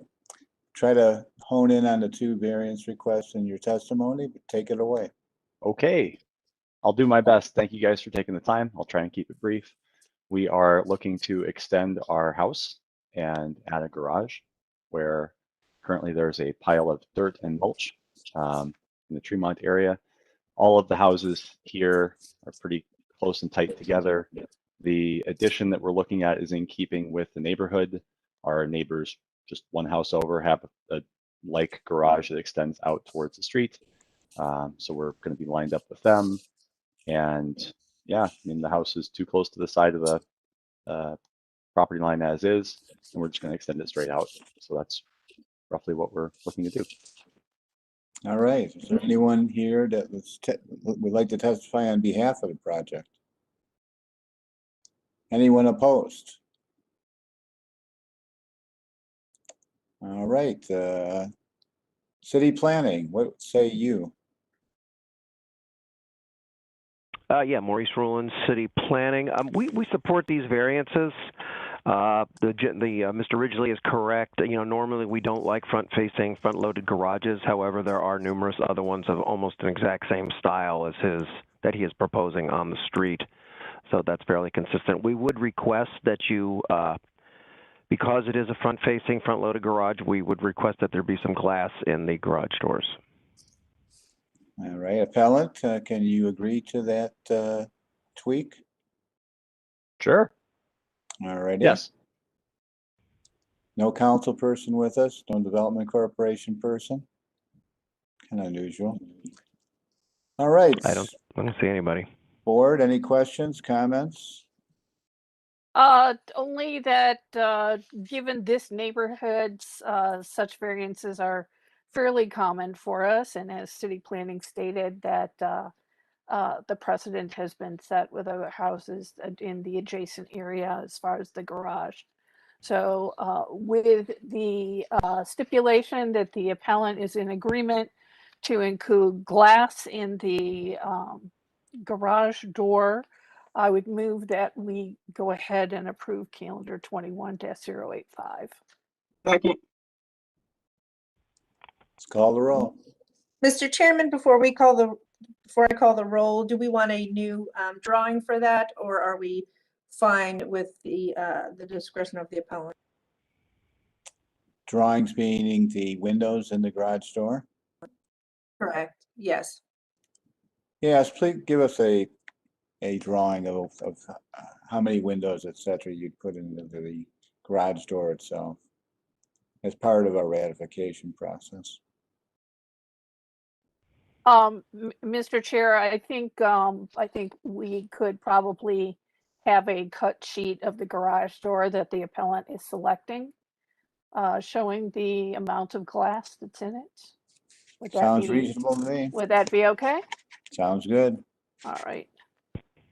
So with that stipulation added to the motion, I move that we go ahead and approve. All right, Ms. Barnes? Ms. Barnes? Yes. Ms. Britt? Yes. Yes. Ms. Faith? Yes. Mr. Donovan? Yes. Calendar 21-85 is granted conditionally. We will hold ratification until we receive that cut sheet, and that'll be ratified, and we will send you a letter after that point. All right. I think it's the last case. Yes. Thank you. Moving on to case number 5, our final one for the day. Calendar number 21-088 at 2060 West 20th Place. Urban Development Clee LLC owner proposes to erect a 3-story single-family residence with an attached 3-car attached garage in a F1 multifamily residential district. The owner appeals for relief from the strict application of the Cleveland Codified Ordinances as stated in the agenda and the public record. All right. Well, everyone for this case, kindly raise your right hand. I'm making a statement afterwards. Looking for a response of I do with your name. Do you swear or affirm that the testimony you're about to give is the whole truth and nothing but the truth? I do, and my name is Haley Novak. All right, anyone else? Just me today, I believe. And my name's Daniel Keeper. All righty, anyone else? Hearing none, we move on to history and legal standard. Thank you, Mr. Chairman. There's been no change in the zoning since 1929. I didn't find any records in our records room. There were no variances in file and nothing of note in the more recent history. Over to you, Ms. Wagner. Thank you, Mr. Chair, members of the board. Appellant is requesting area variances from the garage placement, minimum lot area, rear yard, and side yard encroachment requirements of the zoning code. To obtain the area variances, appellant must prove that denying the request will create a practical difficulty not generally shared by other land or buildings in the same district, will deprive the appellant of substantial property rights, and that granting the variances will not be contrary to the purpose and intent of the zoning code. Thank you, Ms. Wagner. Maurice, remind us again of the exacting language of the variances that are being requested. Sure. So we have 4 variances here. The first one is the front-loaded garage variance. They are proposing a front-loaded garage in the front half of the lot. I just want to point out real quickly that this is pretty much this has been treated as an alley. There are a lot of other front-loaded garages on this street, and we actually approved a house almost identical to that, which is the bottom right picture in the showing up on the screen. We have a minimum lot area variance, the rear yard variance, and then they're also proposing a window well for access to the basement and an air conditioner also in the side yard. All right, who's going to speak on behalf of the project? I will. My name is Haley Novak. I'm with the architect, Horton Harper Architects, speaking on behalf of the developer and the homeowner or future homeowners of this single-family house. If you'd like, I can just run through the project really quick. Again, kind of highlighting the areas that touch on the variances. Please try to focus in. Thank you. Sure. Yeah, this is the zoning document we submitted. It's a little more technical document that we provided for today. But to give you an idea, we have we're proposing a single family house here, again on West 20th Place, which was just mentioned, is really more of an alley in this neighborhood. The house itself is 2 stories with a, I guess, up at the front of the, I should say it's 3 stories, but the 3rd story is set back from the front facade. We also have a 1-story entry that's on the very front facade that kind of blocks view to the front-loaded garage doors, which is one of the variances we have. Those, I think the way we've set up the design, this is a great one to show it, is we have that front-loaded garage door. However, it is set back behind that 1-story entryway, and that garage is a lower, more in context with the neighboring house that you can see there to the north. Again, these elevations show that front-loaded garage doors are very typical for this West 20th Place, since it is more of an alley. There really isn't the potential for rear-loaded garage doors for these homes on this side of the alley. Another one of the variances mentioned was the window well in the back. We've actually reduced that. It was going to be an egress well for a basement bedroom. However, those plans have changed, so it will just be a smaller window to provide light now into the basement. And the AC being positioned at the rear of the house is intentional to keep it away from the more visible side of the side yards and away from the existing neighbor to the north.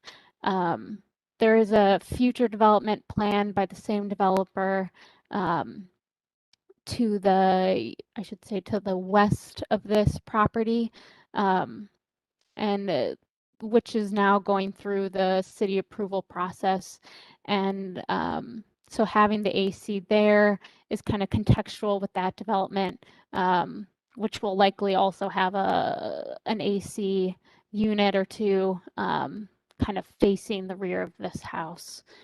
To address the issue of the garage door, this project did go in front of the Housing Design Review Committee, and we were asked to break up a 2-car garage door into 2 single-car garage doors, and we're asked to provide glazing on 50% of the door.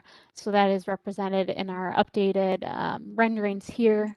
The design review board also requested that we add an overhang to the front entry doors. A little hard to see in this view, but in some of our other renderings, it's more visible here, just to create more of a covered entryway and kind of bring more attention to that front door.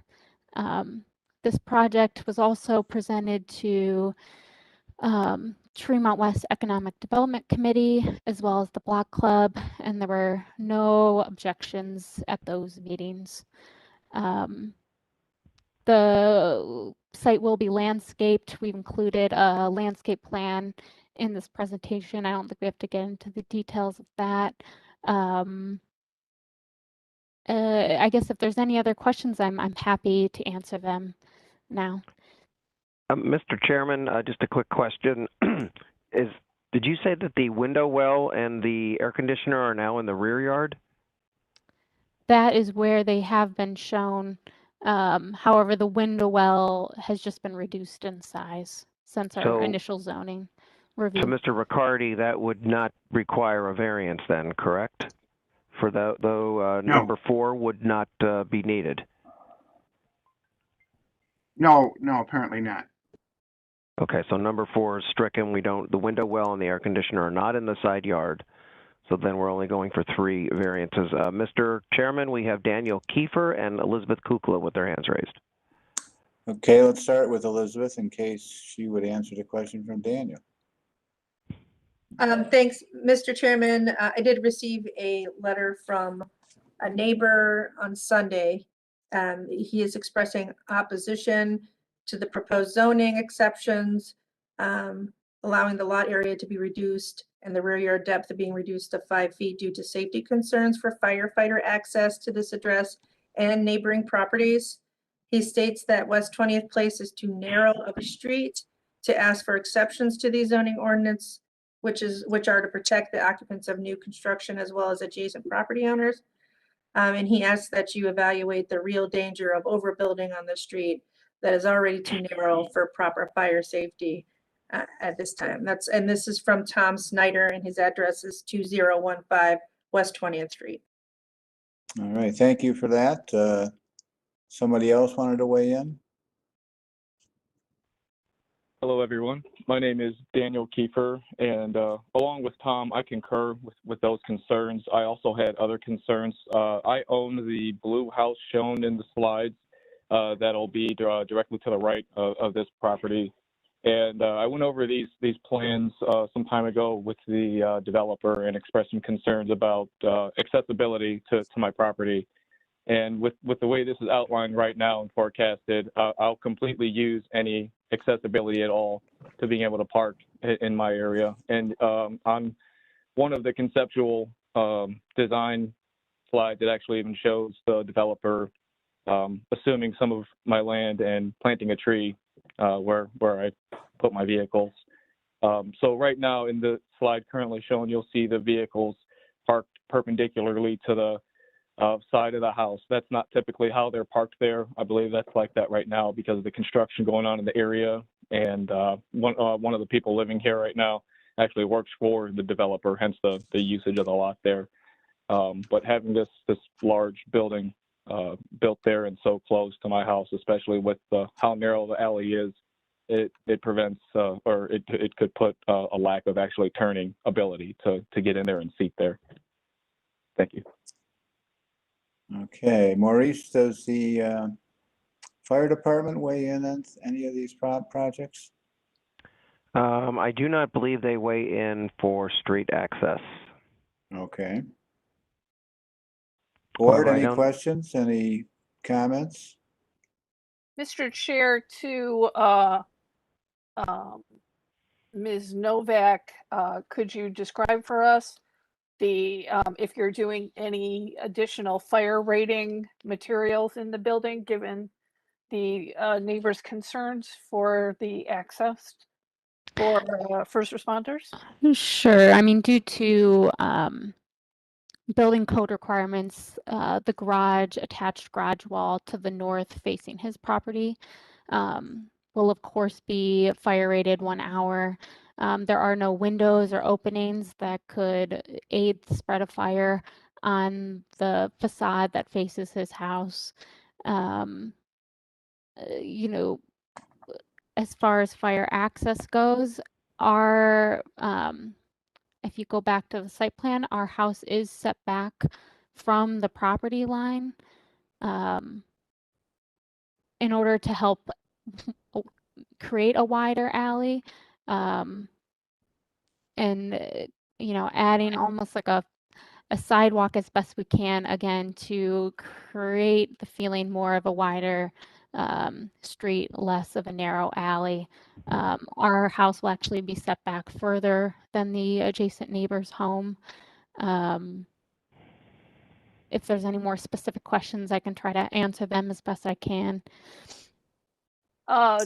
Ms. Novak, would you be willing to upgrade the fire rating on the garage side of the house facing the neighbors? Yeah, I think we would for sure be willing. If 2 hour would make them feel more comfortable, we could do that on that face. Okay, great. All right, good question, good answer.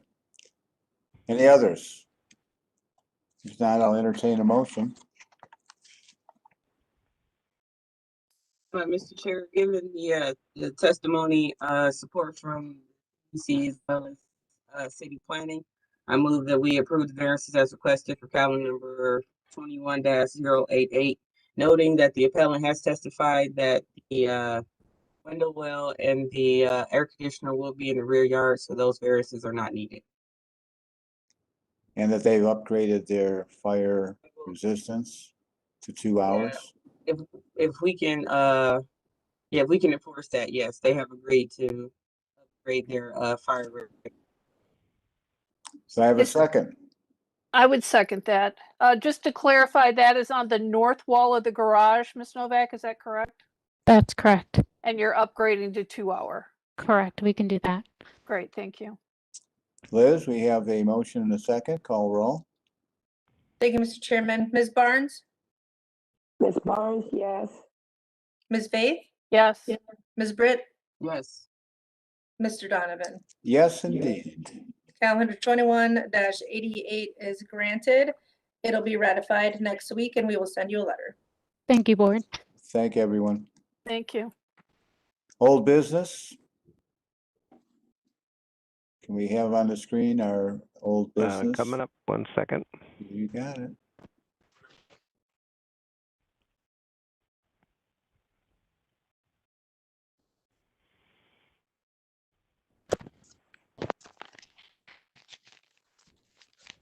Okay, old business, we have calendars 1 through 5. Board, Without objection. Without objection. without objection. And Mr. Chairman, this Hancock Avenue, the councilman did not have, was not able to be at the hearing last week. And so he is asking for us to hold off on ratification as he wants some community input. This is irregular, and I don't know if this is something, I don't remember doing this in the past. If you want to ask Ms. Wagner if there's any legal ramifications, this might actually be the reason why we hold it for 7 days, to see if there's any thing that we missed. But this is what the councilman is asking for at this time. Well, there is not anything in the rules that actually allows you to hold this for this purpose, a councilman, of course, can request a continuance beforehand or request a motion for reconsideration or rehearing. I don't think it's prohibited, but if it went on for any period of time, it could be considered a due process violation for the owner, because we're not following our normal procedure. So what is the councilman asking for? Is he asking for a public meeting? So here's the email. Oh wait, I'm sorry. This is what he says, and I received it. I received it 4:47 the day of the hearing. So it says, I would like to request a postponement to the subject case to allow for a community process to occur. So But that's really a request that should be made before the meeting takes place. I agree with that. It sounds like he's asking for a substantial period of time, which, as I said, I think would be a concern for the property rights of the owner. It is, however, within the board's authority to hold off ratification for some period of time. I can't say how long would be reasonable or upheld if it went to court. Did I hear that he received, is his testimony that he received notice of the hearing on the day of the hearing after the hearing had been held? Oh, no, I received the request for postponement that evening at 4:45, after we held our hearing. Did he make the request before the meeting? No, I didn't receive anything. So I did tell him that I said that the board may consider a 1 or 2 week extension of the ratification. But I told him that it was entirely up to the board. Well, this is where my problem is. So if we hold ratification, is he thinking what happens at this meeting, whatever, will change our decision? Then I have an issue with that. So us holding ratification is not really gonna. We made our decision, so I don't really know who hold this up. Yeah, that would be correct. I think if the councilman feels like having a meeting would possibly result in a new testimony being brought to the board or him being able to object or support the action, then that would be something that would more appropriately be a motion for reconsideration or rehearing, and would need to meet the standards in the rules, which do give a certain amount of discretion to the board. Yeah, I agree that I think there has to be a basis on which that we would basically not ratify. And I think that basis would have to have something to do with testimony that wasn't heard or new information that could affect our decision had we had it in front of us. I mean, those are the questions I have. And I think, Kelly, that's the road you're on as well, it's not? Yes. I would agree. It sounds to me like he's looking to have a public meeting so that the ruling could be reconsidered. So that really changes what he's asking, it seems. Well, it's like, what is the reason we need a public meeting? Is there evidence that was not heard? I mean, why don't we put this on hold for a week and ask the councilman if he could elucidate exactly what is the new testimony or evidence that wasn't available at the time that would allow us to rehear the case, because that's what he's asking us to do, I think. Right. So he is just asking for us to hold ratification. I wonder if you could ratify it today and we can notify the councilman that he could request a rehearing with those standards being addressed. But it is up to the board, of course. We can definitely hold it and I can ask him for further information, of course. Sounds like the same way to get there, just which branch, the fork in the road, which one do you want to take? Mhm. Do you want to say that we won't ratify it, or we'll hold it off and let the councilman again address the question of what is the new evidence? What is the testimony that was unavailable at the time of our hearing that would allow us to rehear the case? Or if that's even the councilman's intent. Yeah, yeah. It's certainly within the discretion of the board to hold a ratification for a week. That's happened in the past, and it might be the best manner legally to get clarification from the councilman as to what exactly he's asking. That sounds like a good plan. Liz, why don't you do that? Does all board members agree? I agree. I agree as well. Agree as well. I agree. So all four of us agree on that. So let's do that. All right, I'll send them an email. I think we're done. We're done. We are done. I move Right. we adjourn. Officially done. I hit the gavel. Bye-bye. All right, see ya. Bye-bye, Yeah, have a good day. Bye. Maurice, do you need me to stay on for anything? Thank No. you again. All Thank right. you. Now that we're in the office, I could just come over and talk to you. Uh-huh. And he looks so thrilled about being in the office. Do we, No. Liz, do we have any news on when